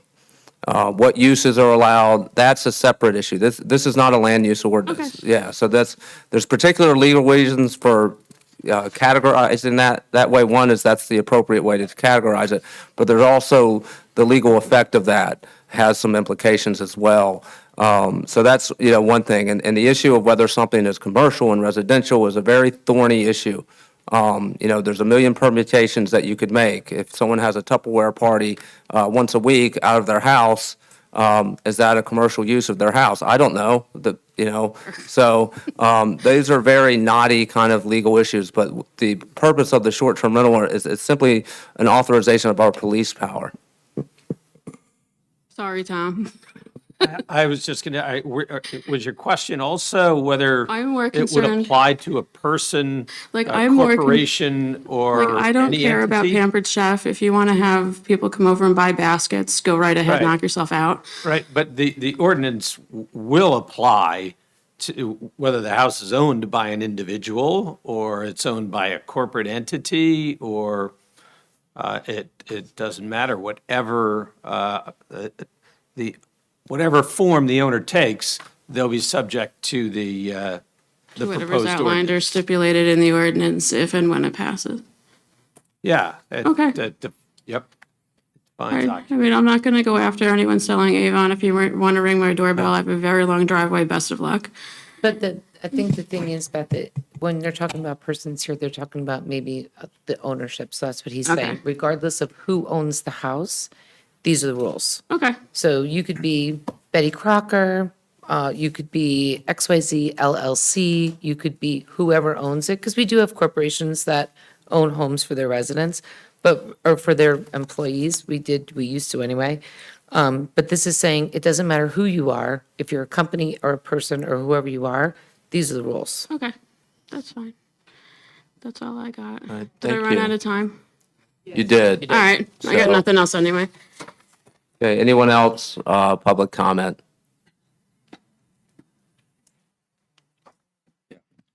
I apologize for jumping the gun before. I'm on No, board with you now. it's my fault, Will. I steered you wrong, my friend. Sorry about that. No problem. So I just have a couple questions. When I look at this proposed ordinance, I see three different competing sections regarding density or the number of people that can occupy a dwelling. One of them is the square footage of the house. One of them is the square footage based on bedroom space. And the third one is based on laboratory facilities.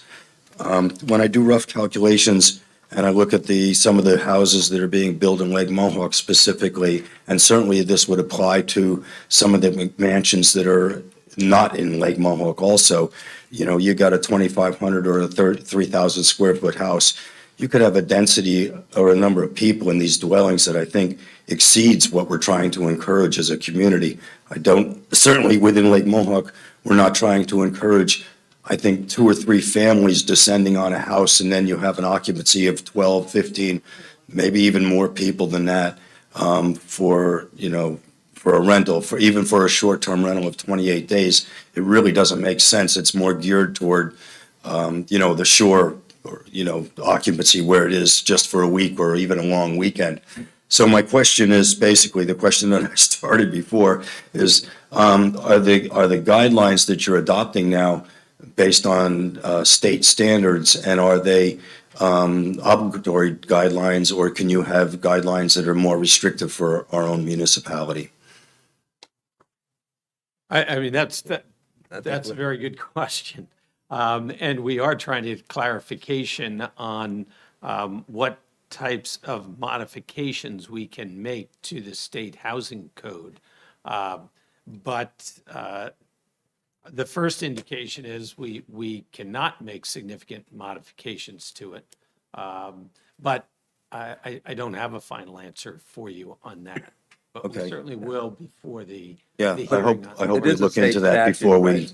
adopt this. I'm sorry. I said, I hope we look into that and Yeah, and make we a are determination. actively looking into Yeah, that. good. Thank you very much. Thank you. But am I If I right, could Tom? It just- is a state statute, right? It's a- Yeah, and if I so could the add regular- to this? Yes. The Sussex County Health Department, who is our health department, they're the ones who brought it to our attention that our current housing code was outdated. It was very limited, and they're part of the enforcement of the housing code, the Sussex County Health Department. They brought it to my attention that, hey, you really should bring your code up to the state level of code, which really gives it more bite. It addresses more issue, the rodent infestations and stuff that they go out and enforce. By using the state code, I'm told that that gives the maximum amount of enforcement power, and you do need to be careful where you start tweaking it as far as maybe restricting one area or the other, because once you start deviating from the housing code from the state, you may not be able to do the enforcement that you want to do. Because obviously, the state officials have really done their homework when they put the code together. It's just, they really brought it to our attention that our current code is outdated. We updated the code. It's got a lot more teeth now for the enforcement officers, both the Sussex County Health and our code enforcement officer. And your question is completely valid. We actually have discussed the same thing earlier. And I'm being told from our health consultant that you need to be careful on where you start tweaking that code, because you may jeopardize your enforcement ability by doing that. That's what I was told. Yeah, but I appreciate your point. I mean, the question, can we be more strict, perhaps, on certain standards than the state guidelines are calling for? And that's a question we're going to answer. Thank you. Thank you.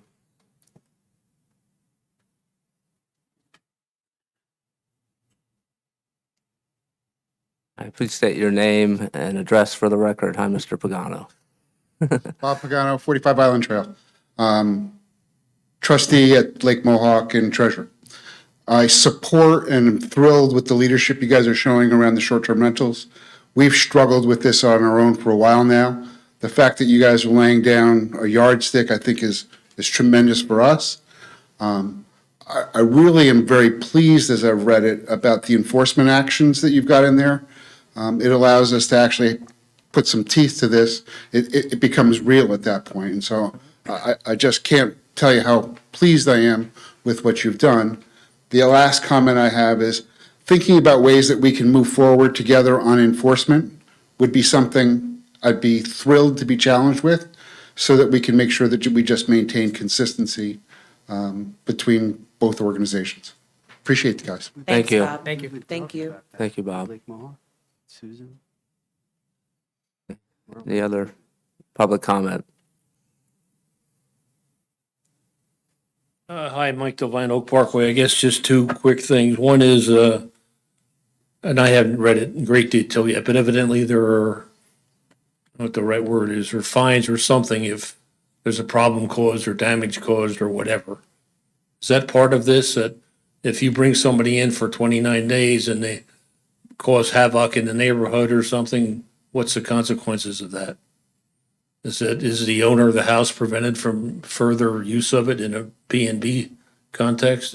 Is there some kind of consequence to violating the good order of the community, in other words? Mike, are you asking if they violate the ordinance for short-term rentals and they do like a 20-day rental? Or are you asking if it's a long-term rental? No, if they consistent, Dean, with the ordinance, but at the end of it, it's been clear that who the person they brought in disregarded all the normal ways of treating a neighborhood and have caused problems for the local vicinity. Does that have any consequence The to? fines are outlined in the township. So this, again, is a township, it's a police ordinance, Right. policing ordinance, not a land use ordinance. So the good news is, those fines are already outlined in other ordinances that this will fall under.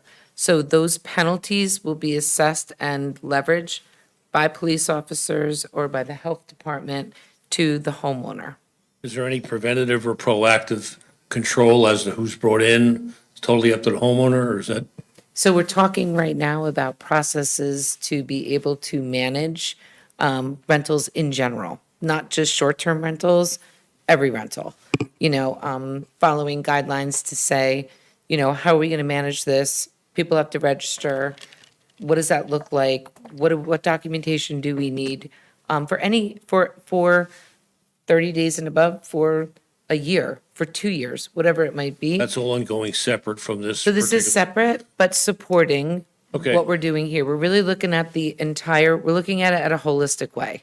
That's really what we're doing, is looking at the entire thing. But the penalties and fines that you're talking about are not frivolous. Okay. They're extensive, and they're outlined in other ordinances that the police can then utilize and the health officers can utilize to be able to assess and give the fines. Okay, So we're there's a lot of obviously- teeth. Obviously balancing a person's right to use their property against the good of the community, obviously. That's what, my last point is, and this is not theoretical, I'm familiar with companies who will buy houses Yes. and use it for their executives to come and go on a pretty frequent basis.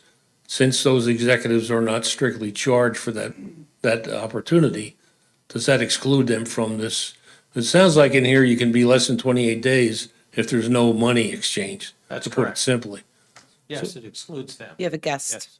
So if you Don't had a, receive any compensation for the use of the house, then it would not be subject to the proposed ordinance. so if a company comes in and buys a house and they move their executives in and out anytime they come to town, that's not That's part of not it. restricted by this ordinance. Could it be, or do you think it's desirable, or is that, I don't think it could be. really? I don't think we could regulate an owner of a property as to who they have or do not have in a house they own. But you might interpret the exchange of value somehow. I mean, I don't know, just because I know a house that's about to do that. And That the owner, through the receipt of the employee's services as a condition of employment, becomes the compensation. That would be sort of off-the-cuff legal argument that I would make. Whether that would fly in a court, no idea. But that's probably the legal argument that I would make, that this is an exchange of services. This is compensation, this is consideration. The consideration you're getting is the employment of that person, and that's a term and condition of their employment, and they're giving you their services. So it's not the greatest argument, but I mean, I don't that's how expect this to be a big problem, Frank, obviously, but I've been to places like this, and they're not generally very well taken care of, or people are not particularly conscious of being a temporary resident of a community. So just a thought to bring up. Okay, thank you, Mike. Sure.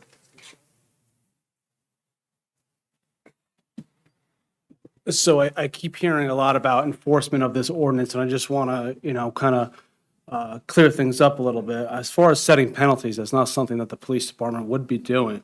As far as ordinances, noise ordinances, parking ordinances, any kind of violations and things that we can enforce, we would be able to. And then as far as occupancy for, if, let's say it's rented for 20 days and the people aren't leaving, we can't go there and make those people leave. That's a civil matter. And I just want to make sure that you're all aware of that.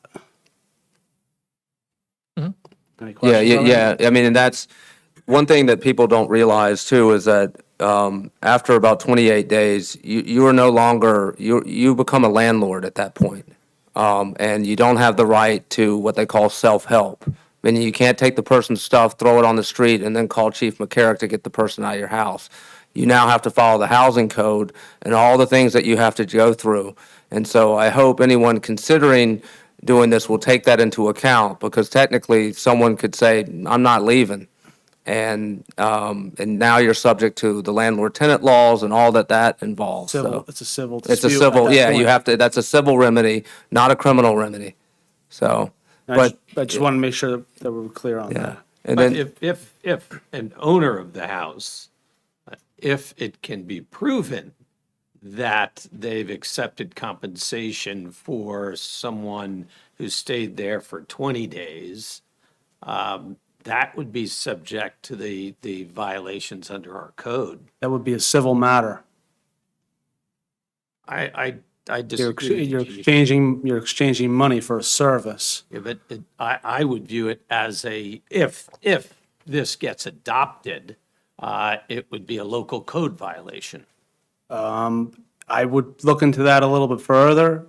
It sounds like you and I will. I'm together. respecting, I'm respecting what you're saying, but, as of right now, still, landlord-tenant disputes that we respond to, without an order from the sheriff's department is the one that we're doing the evictions on these, and it has to be obviously passed by a judge, an eviction notice. But that doesn't involve a violation of code. If we adopt a local ordinance, a local law, and the homeowner violates our law, it's not between the landlord and the tenant, the occupant. It's between the landlord and the township because they violated our law. So we're going to cite them and, it would go to municipal court.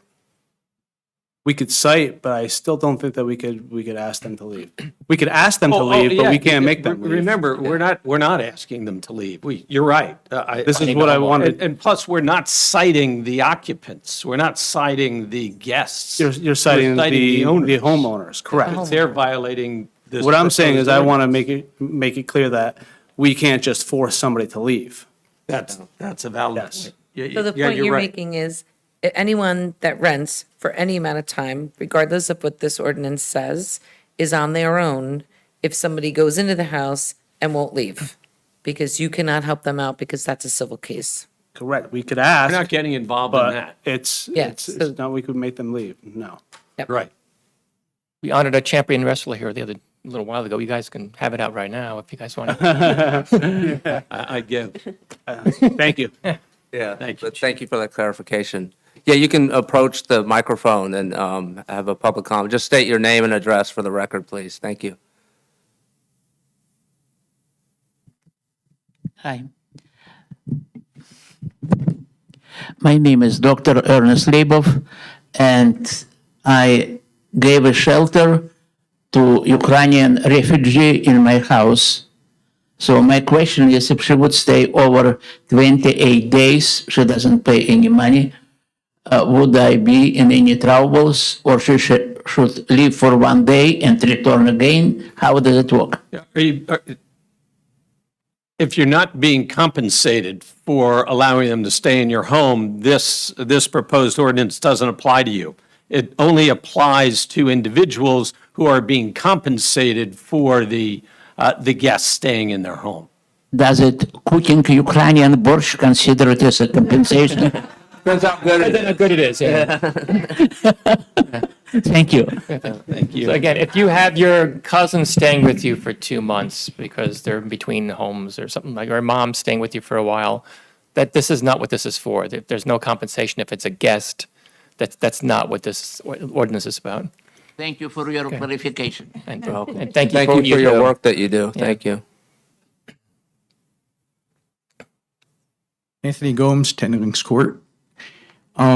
Similar to her situation, what's the process if you live in rural residential and you believe there's a commercial use within that zone?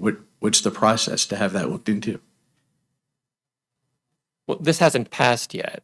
So you're thinking hypothetically. I'm not. this would I'm have talking. So I'm in a rural. In general, In about ge- any yeah. other Outside of commercial rentals. Yeah, outside of rentals. I'm in a rural residential, and I have Skyview in my backyard. Skyview was when we moved in and when we built a house in 2001. It was a clubhouse for the golfers. Since it expanded in 2018, it's a full-blown banquet facility in a rural residential zone. So how does that work? I would say it depends on if they got variances in the past. That'd be the first step. Otherwise, then the zoning officer would look into it, right? If they don't have any I believe variances they and got it's a variances violation. for it. So we brought this to the zoning board probably over the summer, and there is no record of any variances or anything like that. They couldn't find anything. I can look into that for you. Thank you. But I think, Anthony, to answer your question, if there's a use going on in a zone that's not authorized by the ordinance, that's something our code enforcement people should be aware of. I mean, we've had that incident similar to that where, not necessarily a use, but I think we've found out that there was someone in the ED zone that was dispensing gasoline out of a gasoline dispenser in an area that you weren't allowed to do that, and that our zoning officers made aware of that, and that was put to bed. But I think that if you see a use that's not allowed in the zone, and once we have those zoning maps, you'll have a very good idea of where you live, what zone it is, and what use is allowed in that zone. And if you see that a use is happening that doesn't belong in that zone, I think that's an issue for zoning enforcement. Yeah, I mean, I have my survey. It says rural residential clearly. But I now have charter buses and all sorts of stuff going on in my backyard 4 nights a week. And, I've sat here on certain nights when we talk about facilities being built in the ED zone, and we spent a half hour talking about how bright a floodlight is going to be. And meanwhile, I have disco lights flashing through my skylights 4 nights a week sometimes, So just to put it into perspective, that's all. Okay. But yeah, if that could be looked into, that would be great. Thank you. Thank you. Appreciate it. Mm-hmm.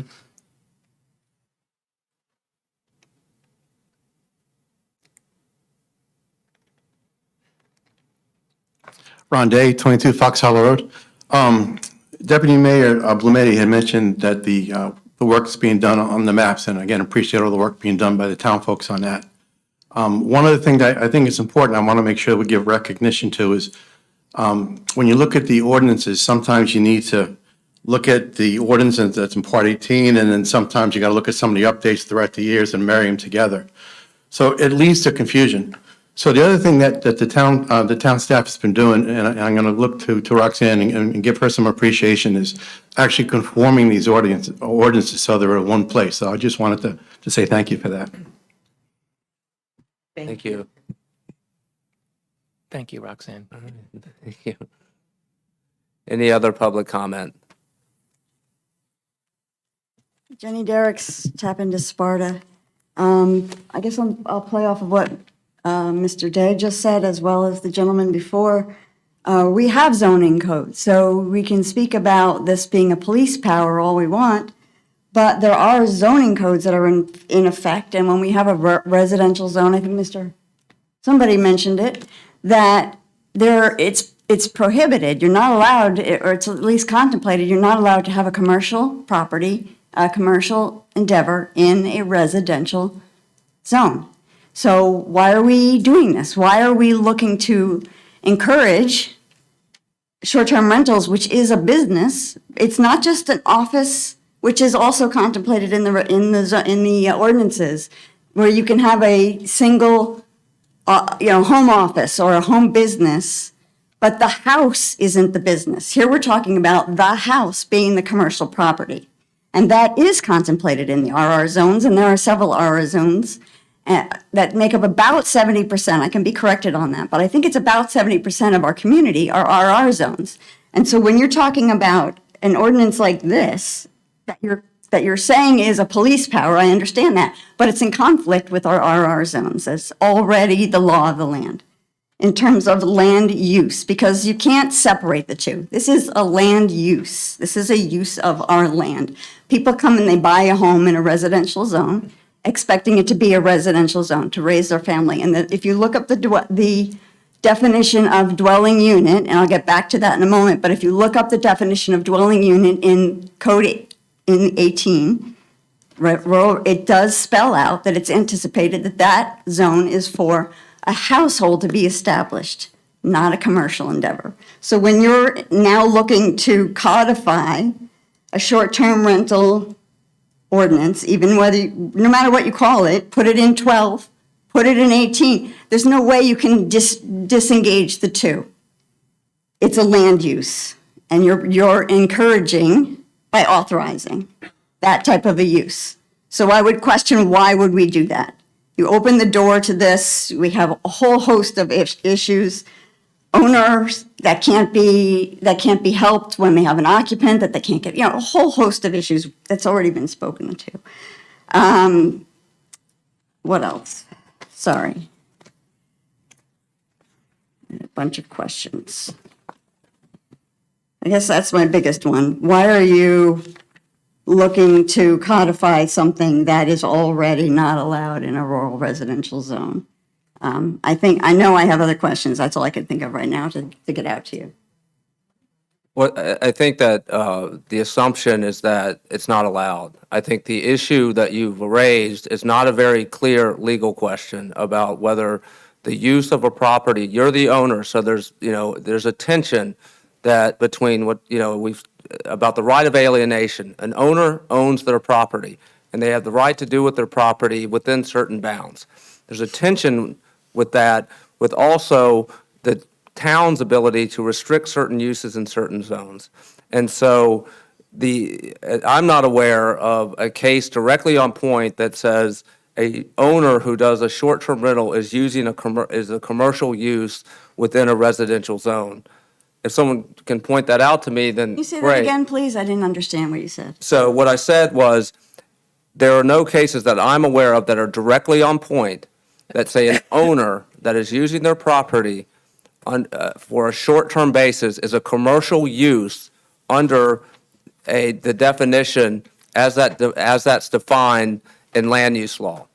That is not, and the tension again is between the right of an owner who has a right to alienate the property, and that any restrictions on that also open you up. And so there's a tension there between the right of alienation and then the right of the municipality to protect the safety and welfare through its police So I'm going to powers. interrupt you for a moment, if you don't mind. I'm going to use the type of language that you're using, and it's my understanding that the plain understanding of the law, the plain written word is what is contemplated. And here we have dwelling unit, which, by the way, I meant to get back to that. You're now, with the other 12 ordinances in 12 that you're looking at, you now are up to 3 that I could find definitions of dwelling unit.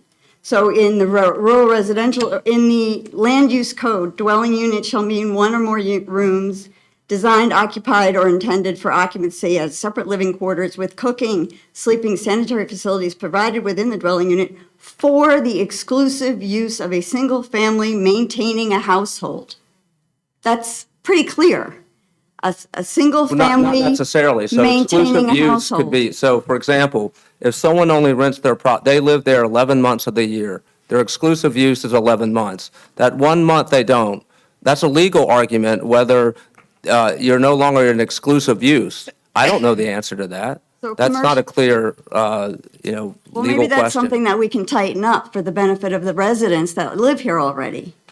Commercial development in a neighborhood only anticipates retail shopping outlets. Commercial development in a community, here it says, retail shopping outlets designed and intended to serve shopping needs of the entire township in addition to regional demand. That's the definition in the code, in the land use code for commercial development, for commercial properties.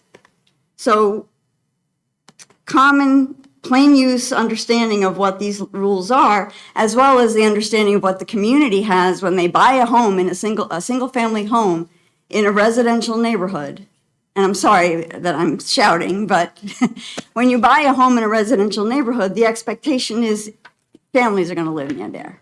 You're going to be surrounded by families. That's not always the case, but primarily that's the case for 70% approximately of our zones in our town. They're residential. And it would be helpful, yes, to have some rules around short-term rentals. But I would say the 28 days certainly isn't enough. There's many ways that we can find that as soon as you open the door a little crack, we've seen this time and again, unintended consequences of what can happen. So I would just ask, as a resident, not as a reporter, but as a resident, I would ask that you make it what the town is expecting. The rural residential neighborhoods are for families, and let's make it that way. 28 days, I don't think is sufficient. Thank you. Jenny, I will say 100%, that's exactly why we're doing this right now. 100%. I brought this here in September of last year at the result of multiple people bringing to our attention what was going on in the form of this. And thankfully, we've been able to now work together, work with lawyers and everything. It isn't, I understand exactly what you're saying, and I say the same thing. You can't run a business out of a neighborhood. You buy into a neighborhood. Now, if you buy a house in a commercial residential zone or somewhere where there could be a bed and breakfast or something like that, or the model is appropriate, 100% then that's different. But in a residential neighborhood, that's my feeling. In a residential neighborhood, you don't buy there to live next to a business. But that seems to be the thing that seems to be the most common sense when it comes to these new business models that weren't around 10 or 15 years ago when most of these ordinances were put together. You have to look at pragmatically how you can actually enforce it to protect the people in the community, and that is exactly what we're doing right now. So I know in the beginning you were like, why are you opening it up? Absolutely, we are not opening it up. What we are doing is we are formulating an ordinance that shuts it down in residential zones because we have to. Because you cannot, to Neil's point and Tom's point, there is, and I'm not, so if I'm saying this wrong, somebody help me, but my understanding is that in land use law, which is what you're talking about, we have zones, they have labels, I would think the same thing anyone else would. However, we are very limited in what we can actually enforce under land use law.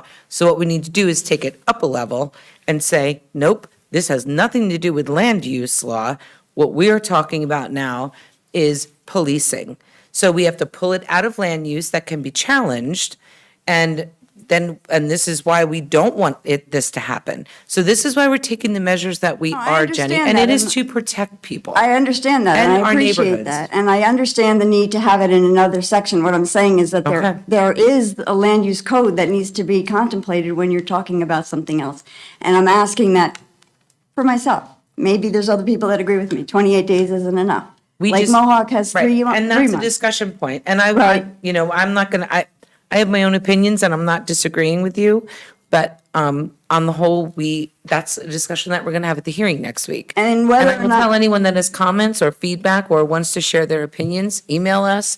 You can certainly email us at any time. I've met with people, I've had conversations with people, I've gone back and forth in email. Tell us, share with us what you think. I'm not shy. No, I know So- you're not. I'm telling everyone else in the room. So You know? the Tell only us what other you think. the only other quick thing is Airbnb is a publicly traded company, as far as I believe. That's a commercial property. That's why we're calling it short-term rental. I understand, but just we know what that means. Jenny, I think there's one other, my understanding too, is at a certain length of time, it becomes a landlord-tenant. It gets Which to I that understand is space, right? 28 days. So, yeah, but that's a whole other legal area to get into that. Somebody owns a piece of property, it's a different story to tell them that they can't rent it out for 6 months or a year, being they own their own house. So there's that fine line. That's what we got to 28 because after that, it's a tenant and landlord. I think you can go longer than 28 days, though. I don't think you're restricted by 28 days. Yeah, you're restricted by 175 days. Yeah. There you go. Yeah. Well, yeah, that's what we decided, though. I'm saying that's not I'm asking legally you- required. I'm asking Yeah. you to reconsider that. Yep. But also say that the market will probably determine this too. I mean, a lot of what I do is the average short-term rental is between 2 and 7 days. So. But that's if the people- average, not the, Just not let me, the, if I can finish, the average is 2 to 7. That means that's the market for short-term rentals is people who can rent between 2 and 7. What Sparta has effectively done is said, we don't want to be a part of that market.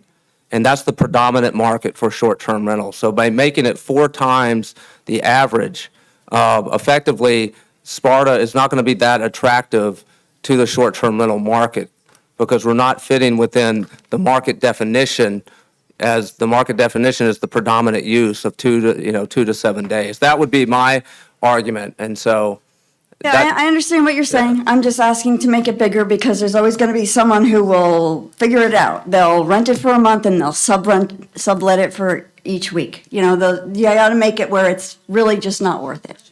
Okay. All right, any other public comment? Mr. Stalmeri, state your name and your address for the record. Thank you. Hello, how you guys doing? My name is Kevin Salmeri. I live on 30 Neely Drive. I just wanted to give a little speech of thank you for appointing me at the film committee. I'll just give some background on me and what my purpose is for the committee. So I was born in 2003. My parents moved here in 1998. I grew up in a conservative household. My father worked as a watch engineer for the Federal Reserve for over 30 years. He just recently retired. My mother opened up a dance studio here in Sparta from 2005 to 2008. It was called Linda's Dance Dynamics. When I was a kid, I remember danced a little bit in there. Growing up, I went to Pope John. I originally was going to go to college. I went to SCCC for a semester, and then I pulled out and got a tin knocking job down in Dover, New Jersey called Jersey Sheet Metal.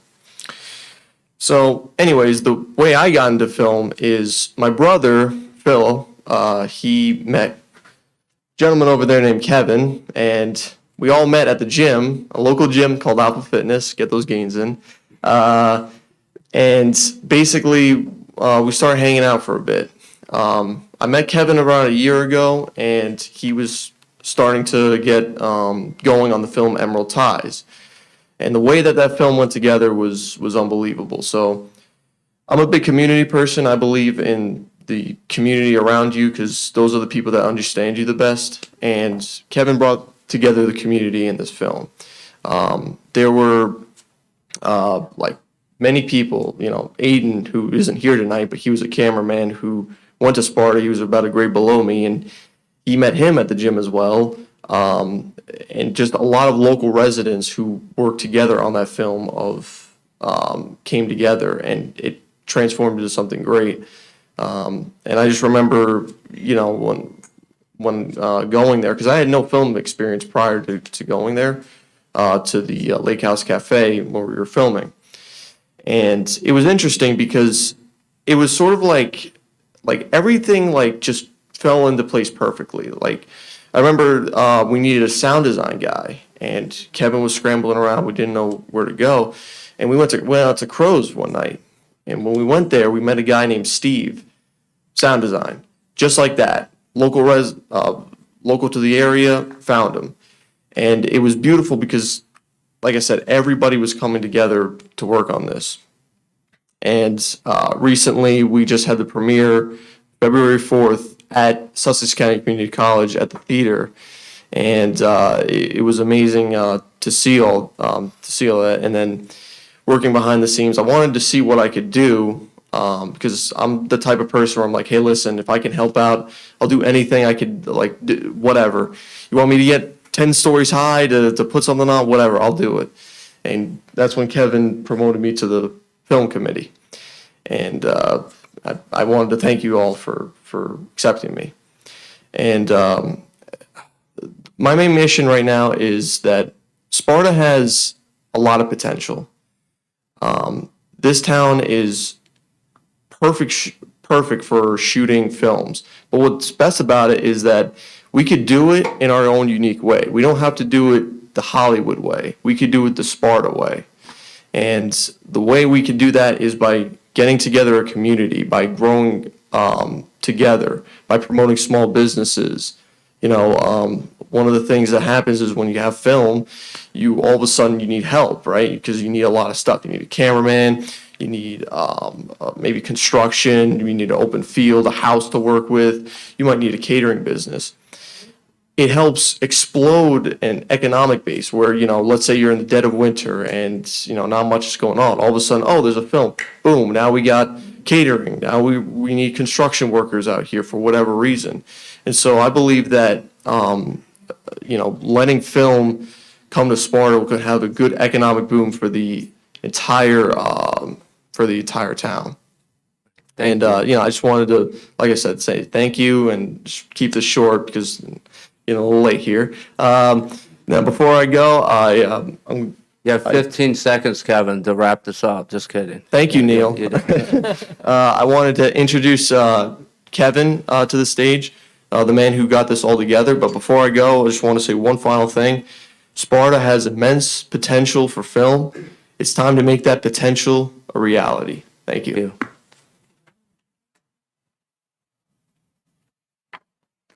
Just state your name and address for the record. Yes, I'm Kevin Ali. I live in 21 Carriage Lane in Newton. I don't really have a big speech to follow up on what Kevin said, but I just wanted to say thank you to the board for the support you guys have given me for this film. It's gotten attention from LA, who I have one of my producers here today with me from Warner Brothers and Apple and Netflix. His name is Alexander Jean. But we came here today in support of Janice and David and for the potential opportunities that film and TV can come to Sparta. If you look at NJ as a film capacity, every single county except for Sussex has been listed. And even though it's not guaranteed, the fact that you guys are having this conversation with them is immensely grateful for me. So I just want to thank you guys all for all your support from everybody on the board. And if you guys have any other questions regarding the film readiness program, my producer Alexander John can give you more detailed questions about the infrastructure in terms of transportation, traffic, and small business economic growth. So thank you guys. Appreciate it. I want to thank you for coming. If you want to leave all your information collectively with the clerk, that'd be great, and then she could get it to all of us. Of course, definitely. Okay. Thank you so much. Sure. Thank you. Hi. I'm not short. Dean Reinauer, 15 Birch Parkway.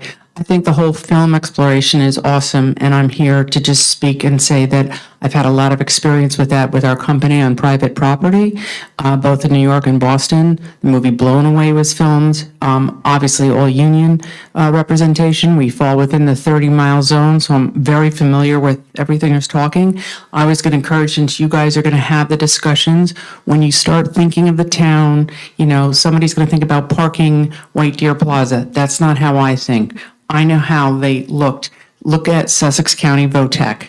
That's a parking lot, you bring a bus. Start looking at different aspects of the town where stuff could be stored, saved, locked. The other thing is if there's a building where, say, the fire marshal does not like the fire code, so there was a movie with Cameron Diaz and Tom Cruise that was done about 4 or 5 years ago, and they rented one of our old buildings.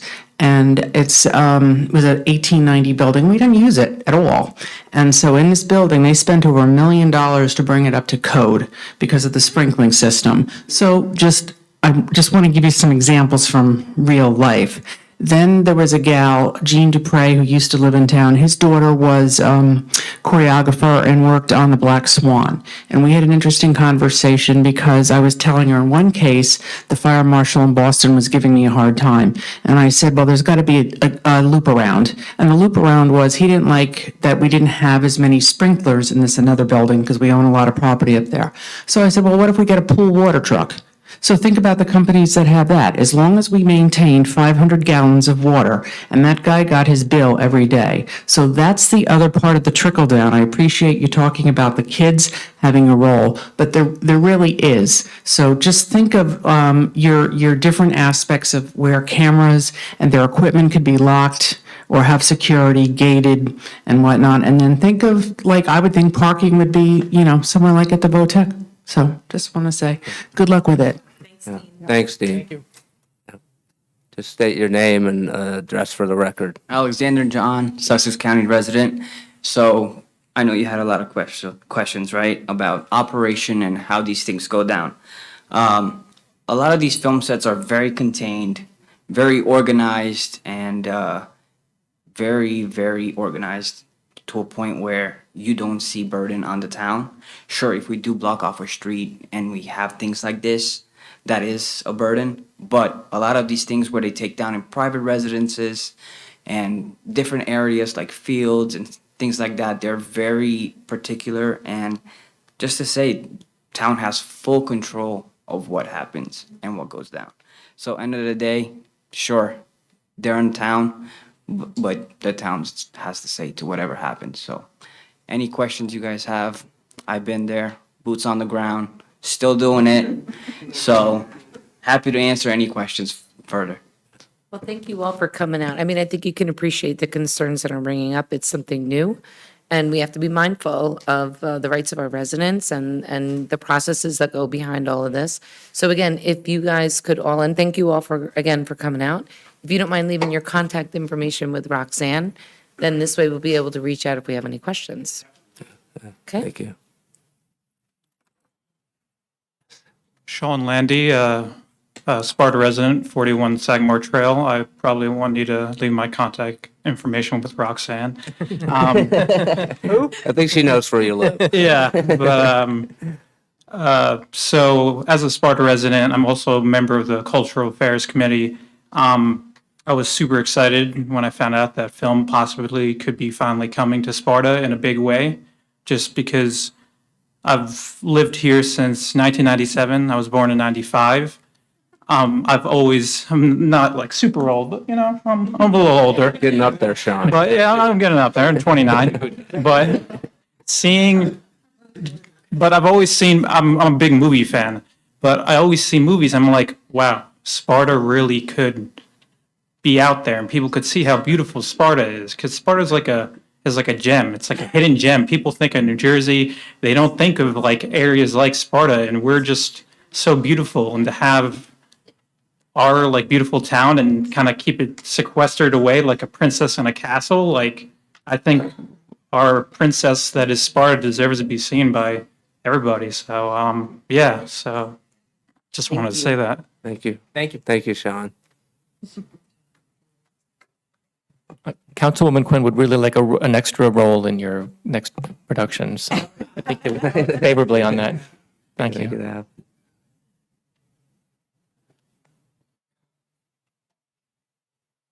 Tammy Horsfield, Sussex County Chamber, Economic Development and Destination Marketing Organization for Tourism. A couple of things I just want to mention. Number one, I just want to offer my support. As you heard, I'm the contact now for the Film Commission for the county as the rep. Anything I can do to help you, I'm happy to do that. So certainly reach out. If you have concerns in any areas, I can certainly help address some of that. I'll be attending that session with you. Oh, good. So you'll see me there, and so will several other towns, actually. Oh, that will good. participate. So I'm working with that as well. Also, mark your calendars, September 15th is Sussex County Day. Want to make sure it's on your calendars early so that you are able to participate again. It's a big day. It's really a growing event, and we love that our towns are out and support us in that. So we'd like to see that. If you didn't know, the dollars raised from that, the net proceeds go to scholarships in the county. We're giving out our student scholarships right now. Through April 12th, applications have to be in. We give out at least 7 or 8 of them, and then we will give out business development scholarships following that for the businesses in the community to support tuition and for programs as well as schooling.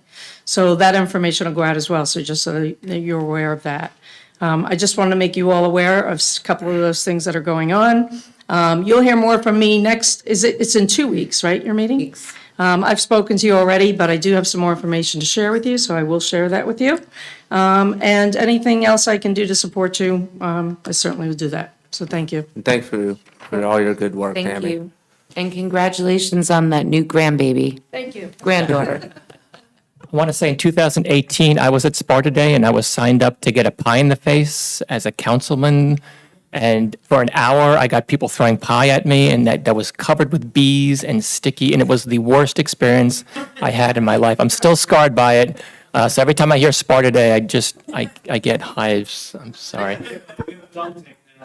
That much Picked cleaner. the wrong event, Dan. Much cleaner. Roxanne, is there not the egg toss championship trophy Toss the that egg at the Jerry and I councilman. won Yeah, that's in like fantastic. 2016? What could That was the possibly go event to wrong? go to, Dan, not the pie in the face thing.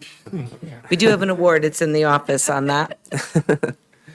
Anyone else for public comment tonight? All right. Seeing none, we are at the conclusion of our meeting today. So may I have a motion to adjourn? I'll make a motion, we adjourn. May I have a second? I will second it.